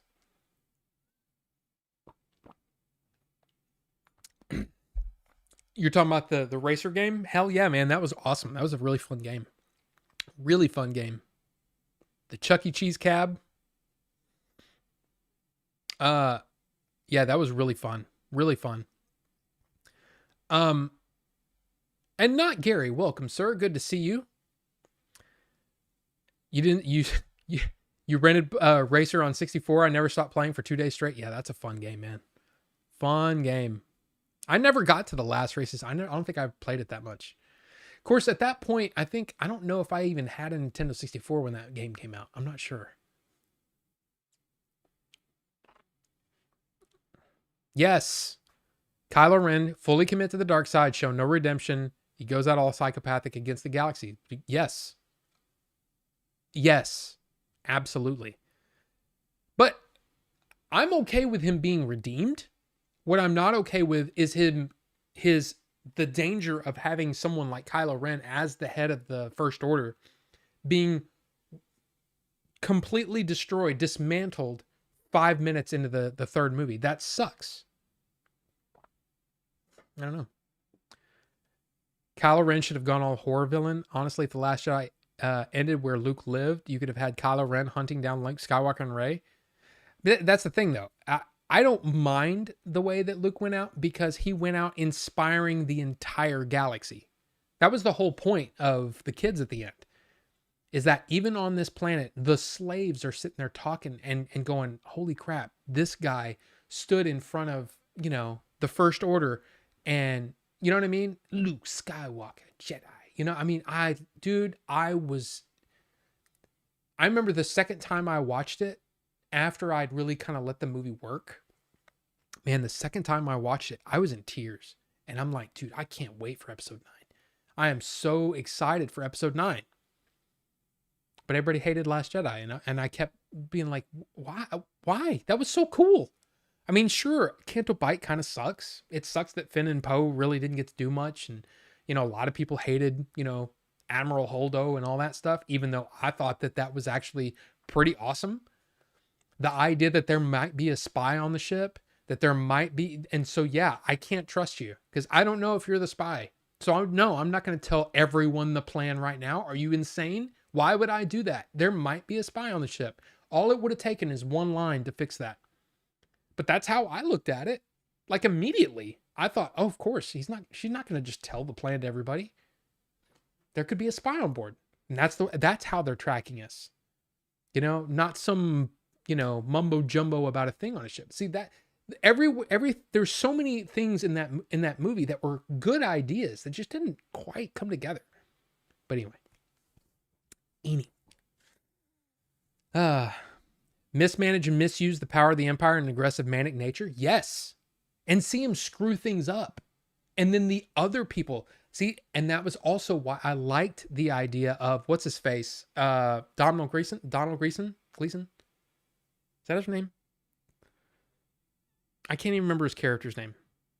The one who turns against him in Rise of Skywalker and almost reaches for his gun until Kylo Ren starts to get up and then he takes his hand off the gun. It would have been cool for him to basically start taking over the First Order. Kylo Ren gets basically outed from the First Order. Basically, they mutiny against him in a weird kind of way. And in his, anger and whatever, he gets to a really low point. And that's when the light comes to him. And he realizes what he did and how he screwed up. I mean, I could have seen that, but I don't know. Kylo should have been Rey's brother. Yeah, I don't know about that. I don't know if I don't think everybody has to be connected. That's why I love the idea of the Rey nobody thing. I love the idea of that, but I don't know. I don't know who Smiley Jones is. Who is Smiley Jones?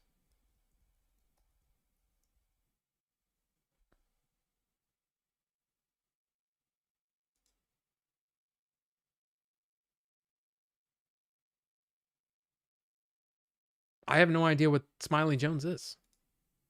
So I appreciate it, but I don't know what that means.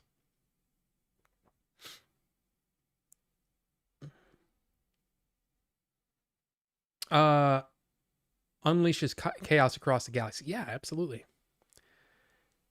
The Star Wars trilogy was good too. And I actually liked the pod or whatever, the weird battle pod, I think is what it was called. I enjoyed that too. Haters versus haters. The Force always rises to the top.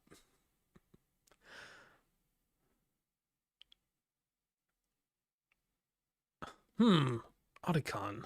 What are midi-chlorians? I can't do it, David Hater. I'm sorry. I can't do it. I can't do it. But yeah. Did Rob say he lies, cheats, and steals? Is Rob the new Eddie Guerrero? I mean, maybe. No, I'm just saying. All I'm saying is that's what I always took out of Star Wars. Is that anger, fear, aggression, the dark side of the Force are they. They can, but once you start going down the dark path, forever will it dominate your destiny. It's like all of those things were lessons to me growing up. So the idea that the dark side was always there, it's almost like it's like the devil, you know, it's always there going, oh, the quick and easy path, you know? It's just all those things, man. So I loved the Force stuff in The Last Jedi. The fact that, dude, that beginning scene where Rey is sitting on the rock or whatever, and what do you see? And he's like, she says, I see life, I see death, I see all the things, right? And it was just like, yeah, powerful good, powerful darkness. And it's just like, I loved all that, man. I don't understand. That stuff was so cool. Echo Base and Dueling Vader in that game trilogy arcade. Yeah, it was good stuff. I got some ideas for the interview, but I appreciate the platform. And again, it's more of I appreciate creators. And if I can help a creator in any way, then yeah, I'd love to see if I can help. And yeah. So there you go. A VR first-person shooter game entirely based on the Hoth battle from a trooper perspective. I mean, that would be pretty cool. I mean, why wouldn't somebody take Battlefront as an engine or as a baseline and maybe just put that in VR? Seems like you'd do that. And there's plenty of Hoth levels in there. So my Crisis video took a bajillion hours and those views aren't so great. Exactly, Vinny. It's so frustrating. And then I'm going to heart the Smiley Jones, even though I don't know what I'm looking at. Echo Base was such a cool name. We were so lucky growing up with that. Damn it, I meant you. Do you think Smiley Jones is a cool character? Well, I mean, no, it's fine. I just don't know who Smiley Jones is. Like, what is that? What is that?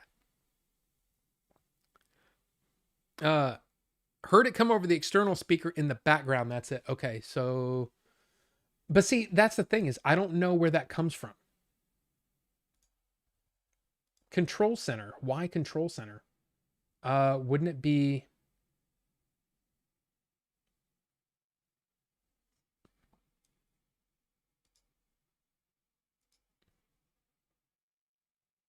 Well, I can't test that, can I?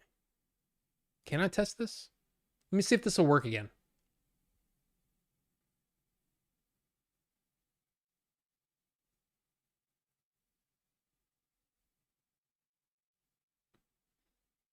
Okay. No? How about this? I'm sending overlays and it's not, or alerts or events or whatever, and it's not working. So I don't know what the hell's going on with OBS and Streamlabs and all that crap. Nobody cares about Mac, and it's fine. Watch any movies this weekend? I watched the first Bob Hope, Bing Crosby, and Dorothy Lamour Road 2 series. I also picked up 3 pre-code movies on digital. Heat Lightning. The Rich Are Always With Us and Blonde Crazy, also from Dusk Till Dawn on 4K digital sale. No, I mean, I watched a couple more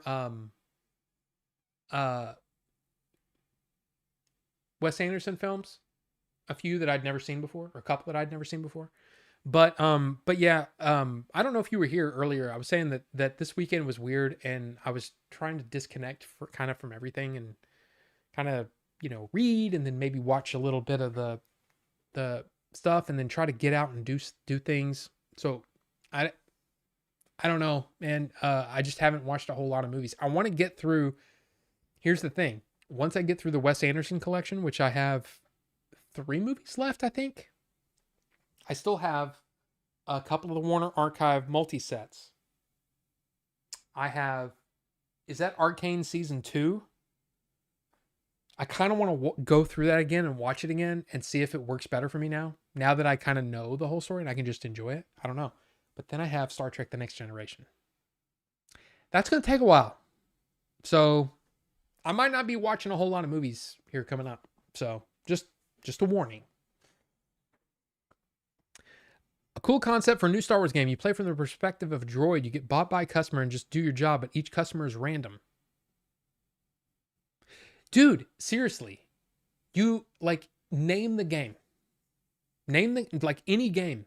Almost any game. Especially, the kind of pressure washer, whatever, the game, and everybody loves that game. It could be a droid cleaning up the Empire.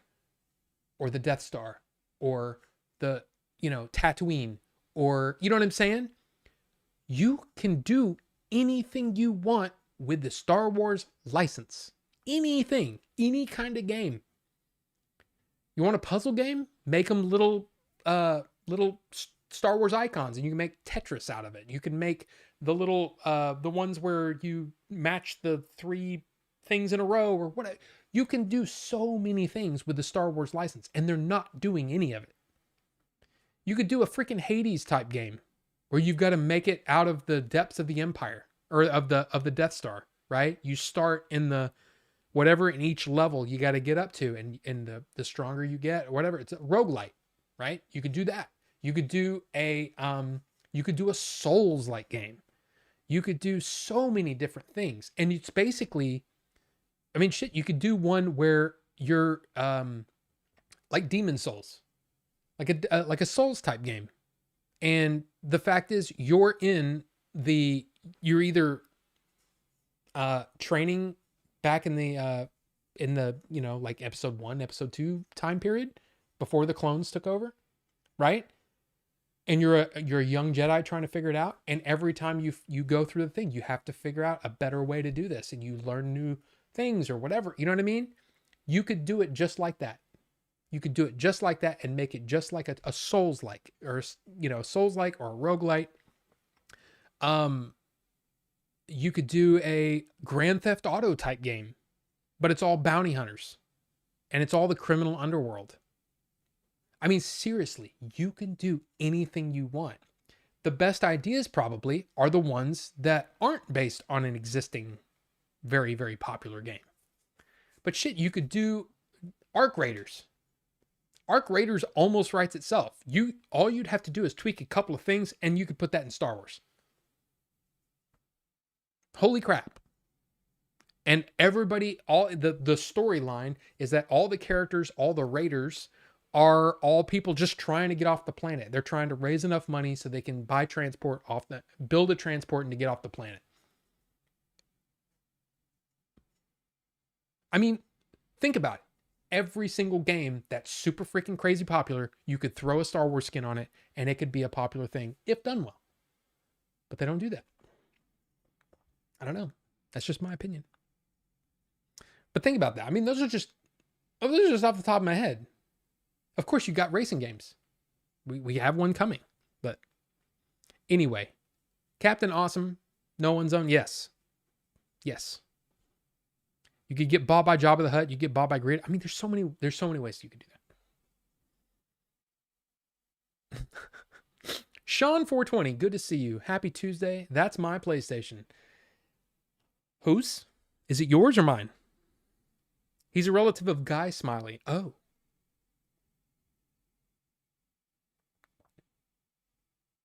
Bucho, Rusty needs your email one more time.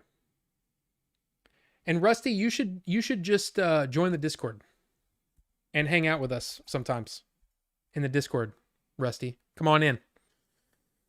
And maybe drag Bonobo Juice with you.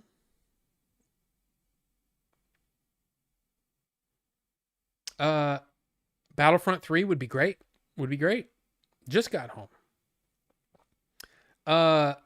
I like the scene where Rey is sitting on the dock of the bay and she sees trees of green, red roses too. She sees them bloom for me and you. Exactly.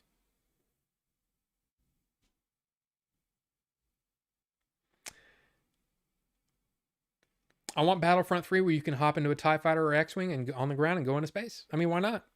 I mean, because that's difficult to do. I mean, I understand why that's a difficult thing to do, because you've got to basically, you can't render both the space physics and the ground physics at the same time. See, it's funny because I love all the space stuff, but I really enjoy seeing dogfights. Like those are some of my favorite scenes in The Force Awakens, is the flying stuff. And it's all because it's cool to see it in relation to what everybody else is doing. And I like that. But I still think we needed more space battles. But that's just me. Yeah. Somebody needs to make a good modern Battlefront. Oh my God, please. I mean, why not?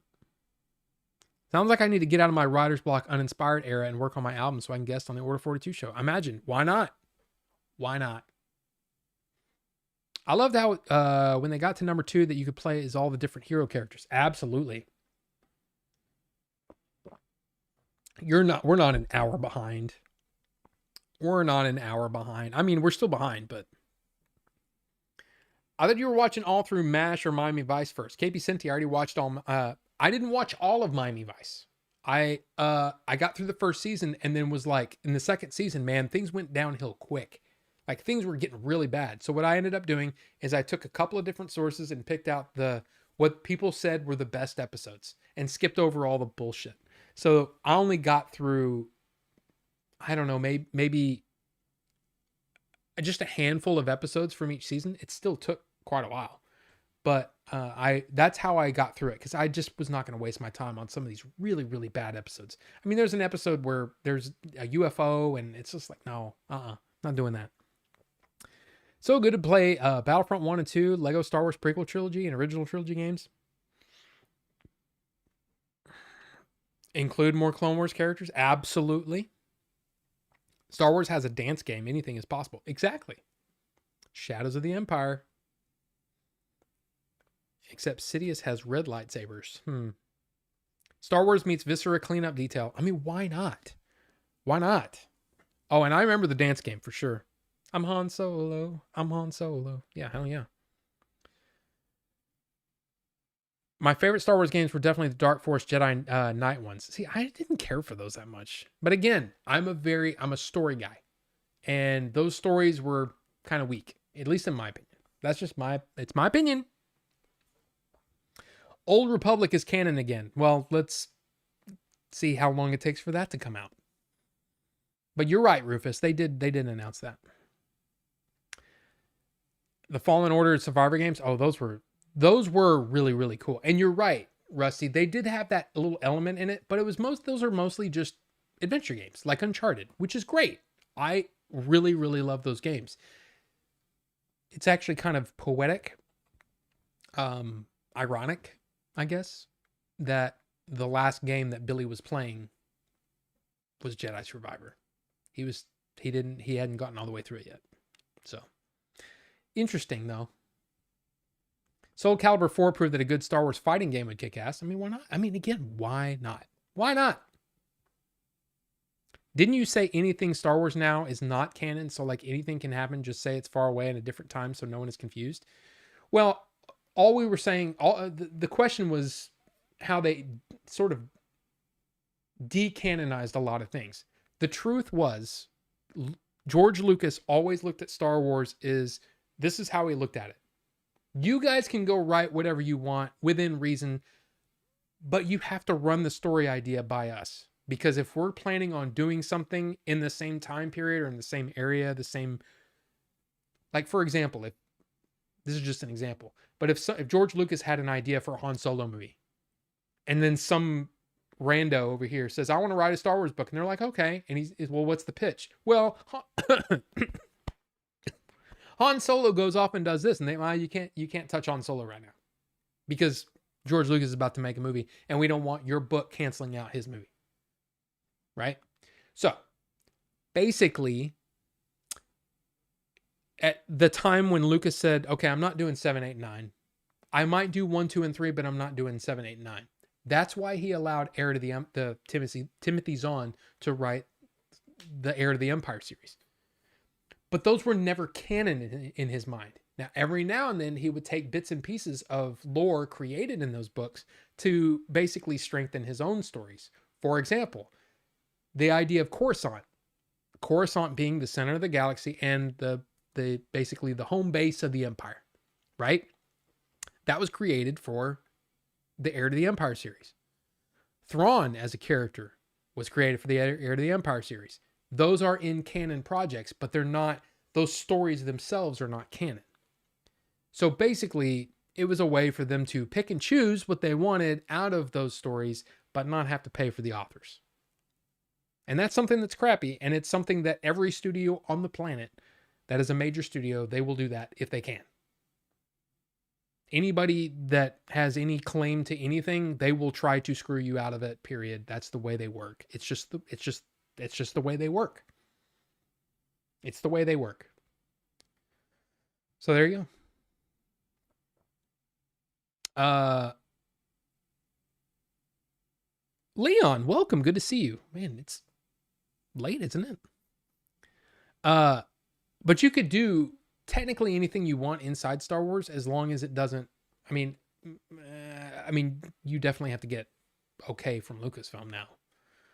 But those aren't, and that was what they were trying to do, is trying to make a new canon. But and then episode 9, God, episode 9 retconned part of episode 7, if I'm not mistaken. But anyway, it doesn't, none of that really matters. Do a good story and you can do pretty much whatever you want. You could do a Souls-like, but with an element of real life. Plays George Lucas, and you have to keep rewriting the scripts until they're actually good. What a burn, Leon. It's pretty good, though. Friggin' Yoda flipping around, beating the shit out of Yoshimitsu is too much. I mean... Whoa, a Discord channel. Yes, thank you, Nightbot. Appreciate you. Starfield is a great universe because no aliens are humanoid. Always drove me nuts about Star Trek Wars and Mass Effect. Everything is just a human, but it's blue or has tentacles. I mean, that's true, but it's also, you also have to, it's budgetary issues. I mean, you can't have something that's, oh, it's a, I used to be human, but now I'm smoke. I mean, how are they going to do that in 1977, with the technology? So, it's part of the deal. Let's go, Mr. Don't Dally. Is the Sarlacc humanoid? Is the big asteroid worm humanoid? Good questions. Is the trash compactor eel snake Dianoga humanoid? Link me to your Star Wars fanfic page. I bet the Sarlacc is an amazing lover. Oh my gosh. Oh my gosh. I never seen Star Wars except 20 minutes of the first movie and a bunch of random episodes of Clone Wars.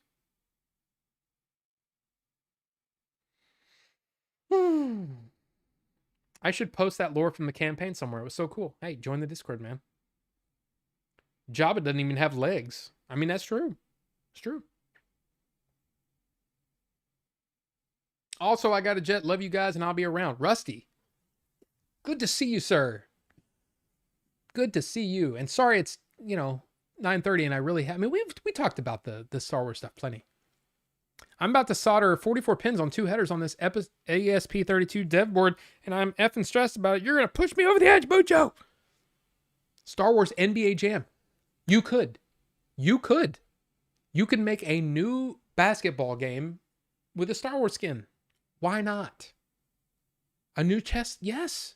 All of those things, all of those ideas are valid ideas and possibly marketable ideas. I mean, seriously, think about Arc Raiders, how big Arc Raiders is right now.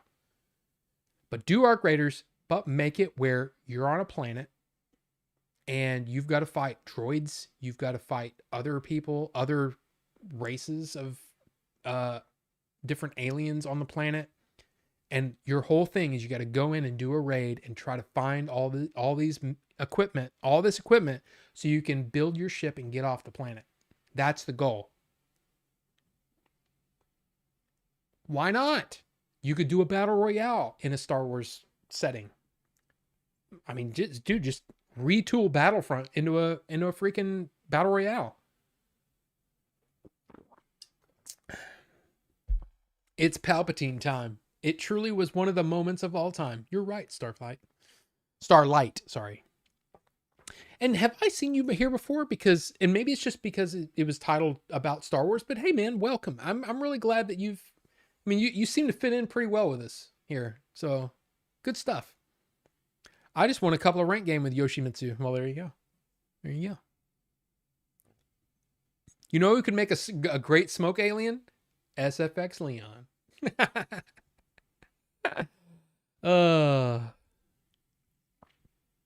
Yeah, I really hope Rusty comes around.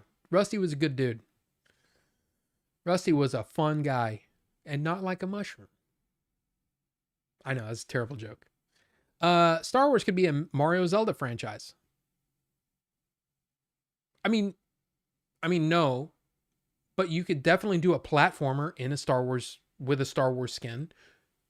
It doesn't have to be exactly like a Mario game, but you could totally do a Mario game, but make it with, a Star Wars character and Star Wars themed, Star Wars monsters and things trying to chase you.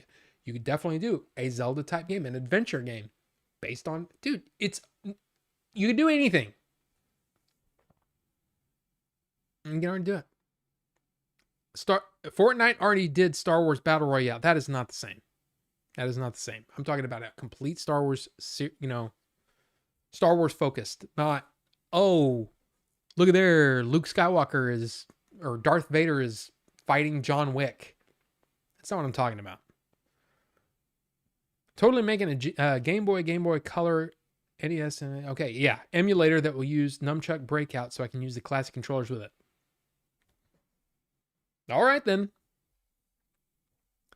Does Han go, hot? Star Wars SSX. Why not? Dude, freaking crate. And as you're sliding down, there's red behind you. Dude, why not? Why not? Why haven't they made a Zelda Lego game? Well, the same reason why they haven't made a Mario Zelda game or a Mario Lego game. They're now making Zelda Legos and Mario Legos, but yeah, I just don't think that they want to. I don't know. That's a great question, though. I would love to see him. Who's John Wick? You mean Wan Jik? Sorry.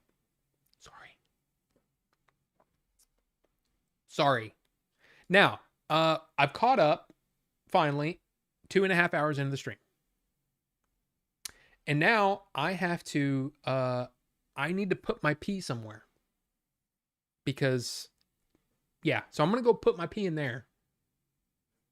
This thing called a men's room, bathroom. And I'll be back. Okay? So I'll be back in just a few minutes. And I have one more thing to talk about. It's not that big of a deal, but I have one more thing to talk about. I'll be right back.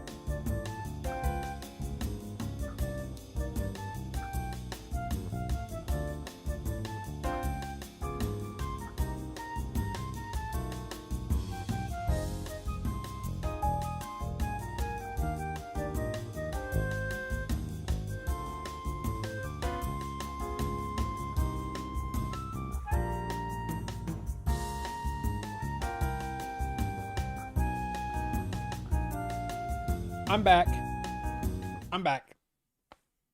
Did you, yeah.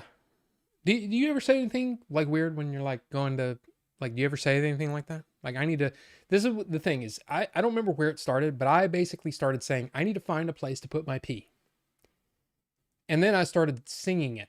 And I remember we were on a road trip, me, Billy, and Jay. And we were all like, need to find a place to put my pee. Right? Billy started saying it. There was one time when we were out, I think we were location scouting. And I said, so what's, like, we were looking at like places and we were checking things off our list and looking at things and trying to scope out things.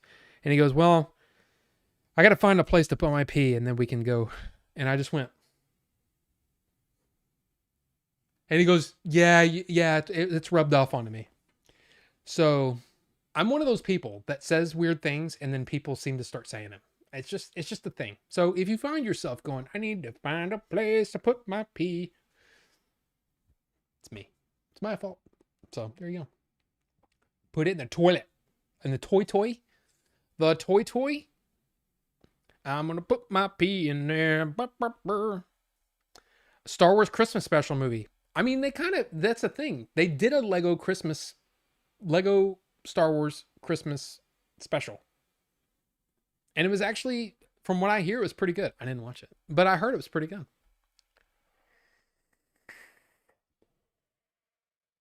That's certainly a way to phrase it. Hey, Vinny, why don't you get off my back? Okay. Much love, Vinny. I don't know what I'm doing.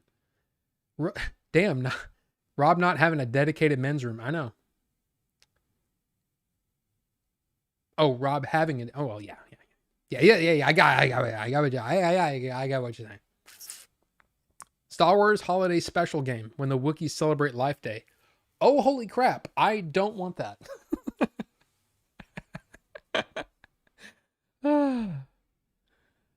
I glanced up at this comment and thought you said, I just love the bathroom. And I laughed. I don't know if I can say that, Leon. I don't know if I can say that word. Because I think I said it once and then I got demonetized. So I'm not going to say that word, Leon. I'm not going to say it. Hold up. Wait a minute. I wonder Rob slots in a place to pee in his rundown sheet for the stream. I don't, honestly, I used to have very detailed, here's how the stream's going to go. But that's when the chat was small. And again, I can't believe there's still 25 people watching this. Hello. And I'm sorry. I don't know why I'm apologizing, but I used to go through like, okay, it's time for the news. And I would go through all these news items, but I don't have the time now because we're always just chatting. And that's cool. And Movie High Club apparently just went home because he was like, nobody wants no questions. But the thing is I really love Movie High Club's questions. I just wish they weren't back to back. So I'm only answering Movie High Club's questions. That's the only problem. It's the only problem. Otherwise, I like the dude. So there you go. Pee here. No. I always imitate Forrest Gump and say, I gotta go pee in the Forrest font. Oh, yeah. Exactly. I gotta go pee. I don't remember the scene, but I came in at the wrong time. First thing I hear is, well, I find a place to put my pee. Adam, I mean, that's just a thing, man. It's just a thing. I say, I don't know what's going on, but it's got to happen above water. I mean, that's a thing. That is definitely a thing. Pea sauce Michael here. The Star Wars Christmas special is an abomination. I mean, it's pretty bad. I don't know, Leon. I mean, that's the thing. It's weird. It's weird. What? What did I say? What did I say perfect? I don't know what I said. I don't know what I said. I gotta go pee. Oh, that? Yeah, maybe. I don't know. Because I don't know what the pea sauce Michael here is.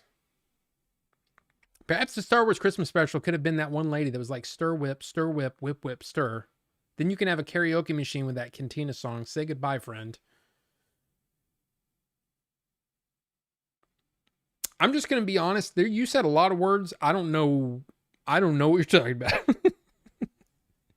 That's just the thing, man. Sometimes you just don't understand. And that one, I just don't understand. So, I apologize for my... And maybe I'm just not on the level. Or maybe I'm too old. That could be it. I'm getting older, man. I mean, we all are, but... Wow. A Star Wars Christmas special video game where you direct the special your way. I'd add extra Wookiee yelping. Yeah, the holiday special was a trip for sure, but I don't know. I feel that getting old thing. I mean, it just keeps on happening. You know? It just keeps on happening. Are we sure that was a lady? I don't know.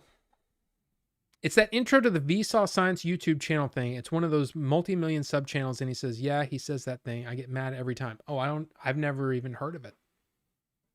Never even heard of it. When you get old enough, Grumpy Old Man Part 3. I mean, we're all kind of grumpy these days. You know what I mean? I'm barely 36. I'm still super young and I still got the energy. I'm like a kid with energy. Just wait. Just wait a little bit. I mean, let's be honest, dude. I mean, I'm pushing 50. And there are definitely days when I'm like, this getting old thing is a joke. This is nothing, man. And then there are times when I'm like, oh my God, you know what I mean? So you ain't grumpy. I'm just joshing. I don't know, man. I have my days. I have my days. That's one word, by the way. I have my days. I have my days.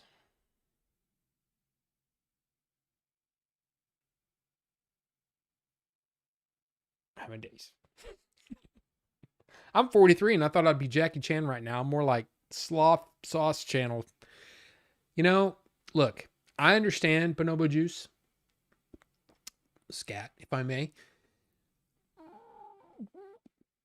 I need content, man. I need more. I know you've got all the things happening. But I say, look, and this honestly the same with Bucho. I could use more Bucho stuff. Just saying, I could use more. Please. It's fine. It's fine. It's fine. It's fine. And I'm not here to pressure you. I'm not here to, make you feel any kind of way. But here's the thing. When I see talent, I want to support it. And I want to see more. Because that's the selfish part of me. So, which is also why I say, hey, you got a YouTube channel? You got a new video? If you're in my Discord, put it in your own content. Let us all watch it. Let us all check it out. And support you. Let's all support each other because we're all just creators and we're all just doing the thing. So do the thing and then post in the Discord. I mean, I have a do the thing emote. See? I have this emote. Do the thing. You see the emote? Do the thing. I don't have one that says do the thing and then post it in the Discord because that doesn't work. But do the thing, man. If you're creative, do the thing. Do the thing. Do it and you're cool. Do it and you're cool. But I don't have that emote so it doesn't count. Well, you're not a member, KP Senti. So just kidding. I'm just kidding. And that's one of those weird things, man. It feels weird. It feels weird to charge. Look. I'm not trying to be whatever. I'm just saying sometimes I feel like I don't give you guys the added benefit of being a member, and I apologize. But every now and then somebody uses the emote and it's like, and it makes me feel better because you're at least getting to use that, I don't know. My daughter is mad at you because you got me watching the Burnt Peanut and she hates him. Oh my gosh, I'm sorry. I love the Burnt Peanut so much. Oh, dingle, dingle. Oh no. Dude, here's the thing. I'm not a huge fan of the way he uses he uses a lot of rap music that is very vulgar and I don't care for a lot of that. And I'm not saying you can't listen to it. I'm just saying, dude, it's coming up all the time and it's like that's a lot of curse words, But gosh, he makes me laugh so much. So I apologize, but I'm also not sorry. Sorry, not sorry. You know what I mean? You know what I mean? Hanging out with a new friend that's a few years younger than me, and there's old stuff I'll bring up, and he's like, I don't know, or if it was, or I was only a small child then. I mean, that's just the way it works, you know. That just the way it works. And yes, I do play with Legos. It's probably not the same thing though. I build. Okay, I play with Lego, but here's the thing: it's not that big of a thing, you know. It's not that big of a thing. I'm still old, so. Jackie Chun. That was a demand with pressure. The scene in Mr. Nice Guy. Ooh. And okay, I got the subscription thing came in. We love a description, but it didn't come. It's not coming through. It didn't come through audio wise. Maybe if I do that, restart. There it is. Now, did you hear that? Did you hear the Obi-Wan Kenobi thing?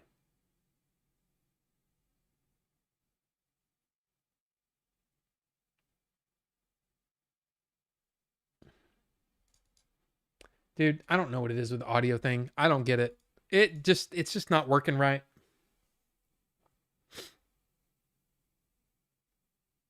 Sorry. Holy crap.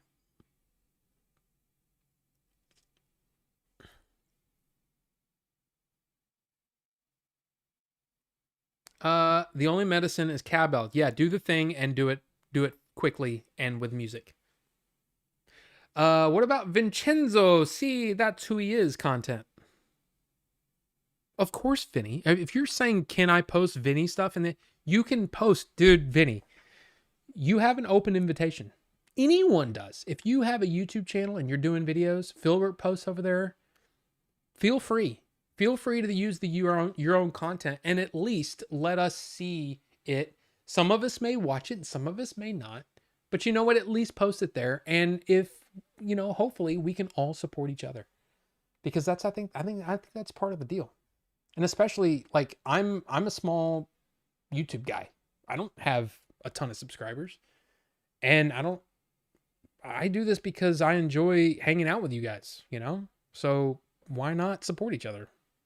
I really don't understand why more YouTube channel or more channels don't do that. You know? I'm not saying pimp your stuff in my chat, but if we have a Discord and we're all hanging out, pimp your stuff, dude. Let's do it. I probably got it from my dad. He's going to be 58 this year. Every damn morning he exercises and rides his bike. And I'm like, geez, he's bigger than me and weighs less than me. I mean, there you go. It's good. I'm just saying there are times when I do feel the oldness. Not right this second, but sometimes, you know? You know what I mean? I remember DMing this TV senior exec, and I remember his parting words when our convo ended. He's like, keep making stuff. Yeah, and do the thing. Yes. Yes. Ninebot gave me this copy to read. Rob hates saying this, but he got to do what he got to do. You did the thing, Justin. Yes, you did. Yes, you did, and I'm thankful. And look at all those emotes there. Some of those are old. Like there's that boy's got the devil in him. But nobody really gets that, and nobody understands that that's Jeff Fahey from Death Proof, or from the other one. Part of Grindhouse, Planet Terror. And then that's 21B with hearts all around him because motherfucking 21B. And then there's a couple of me because I don't know. I actually tried multiple times to record New Bucho's road reviews with the intent of doing something that doesn't require editing, but each time I start yapping, they get way too rambly and unfocused. Well, that's a thing. I mean, trust me. You're talking to a guy who knows how to ramble, you know? You know what I mean? Yeah. And yes, 9 months is more than 8 months. It's true. It's true. A YouTube baby. Yeah. Damn you, Tim Apple. Well, I don't think it's Tim. I don't think it's Apple doing this. It's not. It's either OBS is part of the issue, or in my opinion, I think it's Streamlabs, because they said, "Hey, we're changing the way that events work and the whatever. We're changing the overlays and all the things. Oh yeah, but we haven't done anything for Mac yet. So if you're on Mac, you're effed. But hey, and it's like, screw you, man. You know? Y'all didn't hear crap. And see, that's the thing. It's not the Mac that's the problem. It's that people are, hey, we're going to make this thing available for Mac. Okay, great. I'm going to start using it. And then I use it all. And then they decide, oh, we're going to change it, but not for Mac. And it's like, come on, man. I tried streaming yesterday and my OBS was being dumb. That sucks. Light a sparkler. I don't have a sparkler, but I mean, I would if I could. I got my pin soldered. You can be a knob again if you'd like, Bucho.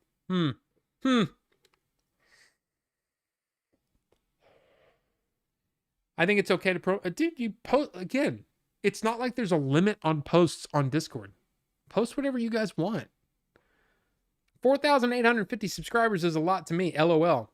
I mean, look, I'm not saying that it's not a lot, but it's also in the big scheme of things, I'm very, very tiny in comparison. Like, again, I went to that YouTube, it's not a convention. It's a YouTube, like, it was like a class almost. And they were kind of like, oh, well, this is how this works and blah, blah, blah. And he's like, yeah, I know I'm a pretty small, pretty small YouTuber. I only have 800,000 or no. Yeah, I only have 80,000 subs. And I'm like, I mean, he's not wrong. 80,000 is small in comparison to, say, Mr. Beast. It is small in comparison to, say, beat 'em ups. But still, 80,000 is pretty damn good. You're doing okay. I have 4,850 and I'm lucky if I can crack 500 views on an original video. It's just the way it works, man. And it's fine. I know my place. I'm not in it for money. I'm in it because I enjoy it. I'm in it because I enjoy the fact that people still go watch old reviews of movies I did. Kind of like the way that I used to look up Roger Ebert reviews of old movies that he reviewed back in like the 80s and 90s and 70s and 60s. And I can go see what Roger Ebert thought of those movies back then after I see it the first time. So people are going back and watching some of my older reviews and saying, dude, I can't believe you reviewed this movie. This movie's awesome. And I'm like, yeah, it is. Welcome. It's good to see you. You know, I recorded this video 4 years ago, but somebody's still watching it. So basically there's two types of content. There's content that is disposable. You watch it and then you forget about it and you move on to the next thing. And there's nothing wrong with that. So for example, a news thing, a news one. Hey, this new thing's coming out. Pretty disposable. These streams are honestly pretty disposable. I don't think these are rewatchable. At least not to me. But you make a review on a movie that was really, really big in the 70s or in the 80s or whatever. Yeah, you might not get all the views, but over time, there are going to be people that go find that movie and they go, I wonder if there are any reviews on it on YouTube. And they look and holy crap, Order 42 did a review on it. I think that's freaking cool. So that's why I do this, is because I like getting my thoughts out on something. It actually helps me recontextualize the movie in my head because I got to explain it to you, what I liked and what I didn't like. Part of that is the enjoyment of the movie to me. So put the thing out there, man. Shameless self-promotion is allowed and encouraged. Exactly. Yeah, keep making stuff, you dumb loser. My name is RufusTheRed.com. I feel like I'm already self-promoting. Oh, we all know, Rufus. We all know. In fact, not all of us are subscribed to you. Let's get caught up and then move over to the Discord. So if you guys are on the Discord and you want to hang out in the Discord with me and the other fellas, whoever happens to come over, come on over. Yeah, because I need to wrap this part of it up so we can stop streaming and we can get super dirty over in the Discord. It never really gets that dirty. I mean, sometimes it gets kind of rough, but for the most part, it's pretty chill. It's pretty fun. It's pretty fun. I say middle age, not old. I mean, dude, like I said, 50 in a couple months. I'm getting up there. Look, here's the thing. I'm getting so old that if we started filming Chuckleheads right now, I'd be hard pressed to play the part that I wrote for myself. Because I don't know if it would make sense for a guy this old to be going through what this guy's going through. Just saying. Basically, what I'm saying is we may have to recast me. Just a thing. I haven't felt like myself since I started behaving better. He feels old, but oil field and mechanic stuff did its toll on my dad. He hurts, and it's sad to see when it does. I don't like seeing him hurt, but he's, of course, my dad. So, of course, I don't like to. Of course. Of course. Of course. Of course. Of course. No, I'm pretty small. I mean, come on. I mean, what I'm saying is you're just one example of somebody who, in comparison, I mean, Rob said he's tiny. I mean, I am tiny. 4,850 subs is to some people, oh my God, you have 4,850 subs. And then somebody's like, 4,850? I blew through that in the first month. You know what I mean? Like, who knows? Everybody's different. And I understand that I'm not exactly the most marketable guy. Like, how many people want to hear a guy that's almost 50 talk about movies?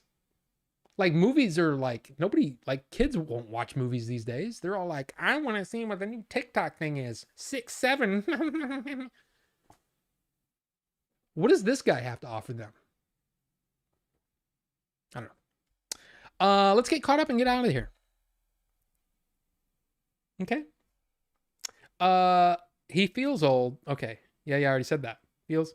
I have an unfinished project about getting old. Maybe this is a sign. Reopen it. Do it. Jody B. Hello, sir. Good to see you, sir. Yeah, we were talking about the whole Kathleen Kennedy, Dave Filoni thing earlier. And talking about the whole thing about, there's a lot of people that make a movie. It's not just one person. So the idea that you're pointing at one person and going, that's the reason why that sucked. I'm sorry, but you don't know how movies work.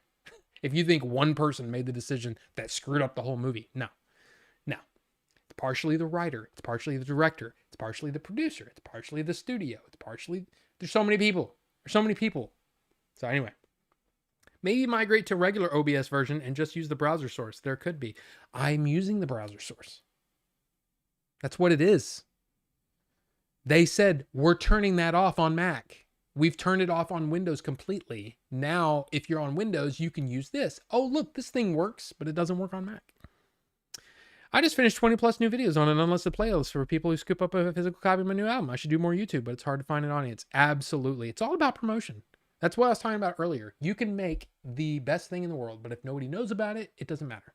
The whole idea of YouTube is that the algorithm can pick you up and take you on a journey of views and subscribers and all that thing. But that's only if you play into that YouTube algorithm, right?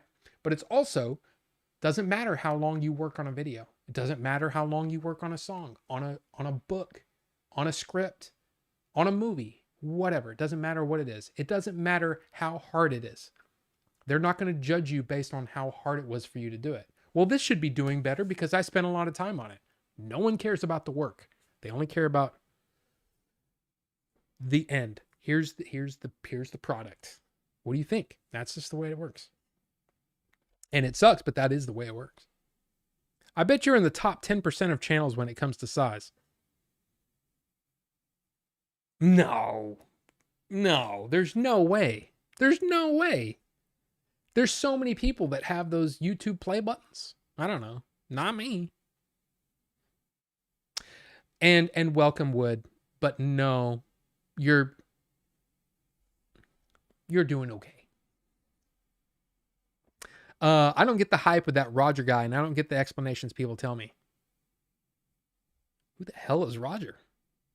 1.6 here, and I'm lucky I can get 12 views on a stream, and my videos only do well if they're informative. Well, that's the thing.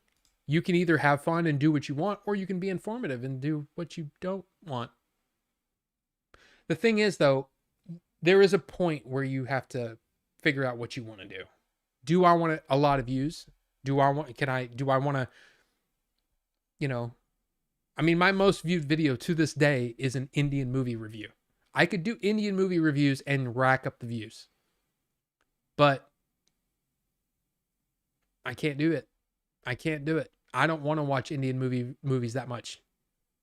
I don't want to have to read every movie I watch. I mean, I'm not saying I won't from time to time, just like I reviewed one last year. But it's not something where I'm just going to do it and jump on the bandwagon and be, oh, look at this, this guy that reviews Indian movies. Isn't that cute? Let's sub to him and there's a ton of views. I don't care about views. So, oops. Anyway. Evergreen versus ephemeral. Yes. Sure. Is that what that's... I didn't know that was a term for that. I have a whole... Wait. Damn. Dude. We got to move over to the Discord. I have a whole 92 subs. I haven't posted in like a year. Well, there you go. See, that's the way it works. Only if Rufus lets us talk in the Discord. I mean, look. Sometimes Rufus gets going and he wants to tell a story. And sometimes Rufus takes us on a journey. And it's just, we're part of it. And you can come along the ride or you don't. I like going on the ride. It's fun. I'm only middle-aged if I make it to 104. I mean, you're not wrong, Johnny. You're not wrong. I want to audition for Rob. Imagine. Imagine. Yes. Sober today, day 1, but I'm sober. Hey, day 1 is the first day of the rest of your soberness. But I mean, hey, if it's, do what you want to do. Do the thing. You want to stay sober, be sober. It diffuses, yeah. I see some of this, I don't know what y'all are talking about. I barely talk in Discord chat when we were there anyways. Hey, it's no big deal, man. Whatever. I just chill and listen. That's busted AF. Migrate to alt service maybe. It's been ages since I did stream producing now, but Stream Elements is a thing. I just don't know what the thing is. Hey, Frodus boy, I didn't even see you. You might not have been chatting. You might have just been sitting and chilling. And that's fine. I say lurking is love. So, hey, thanks, man. But have a good one, Frodus boy. And Roger Roper Egbert.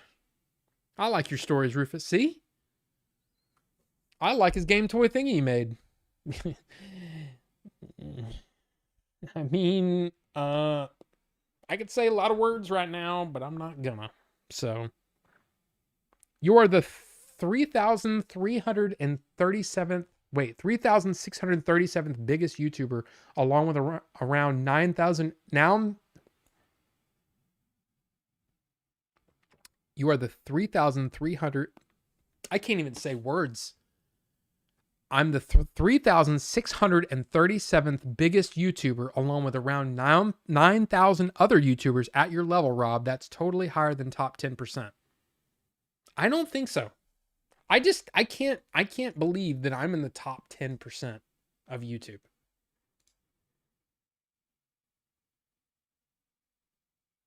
I don't know though.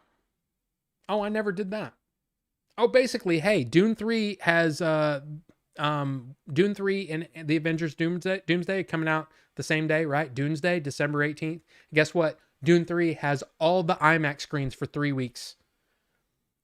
So if you want to watch Avengers Doomsday in IMAX, you won't be able to do it for 3 weeks, which is crazy. But anyway, let's move over to the Discord, shall we? Please.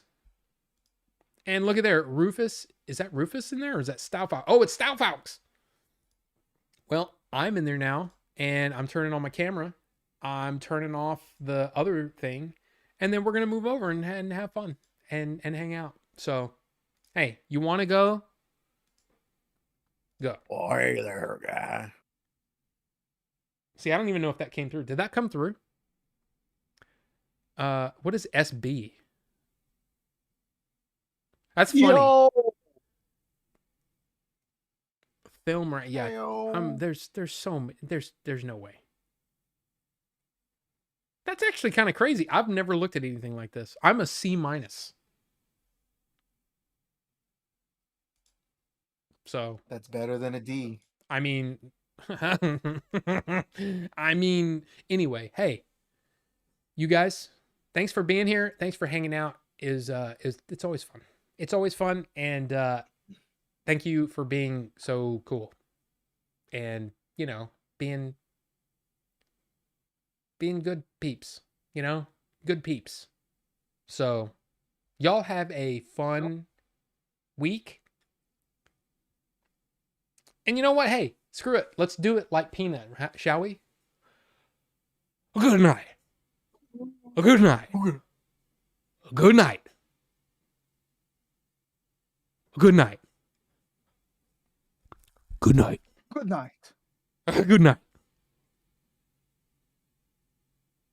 Good night.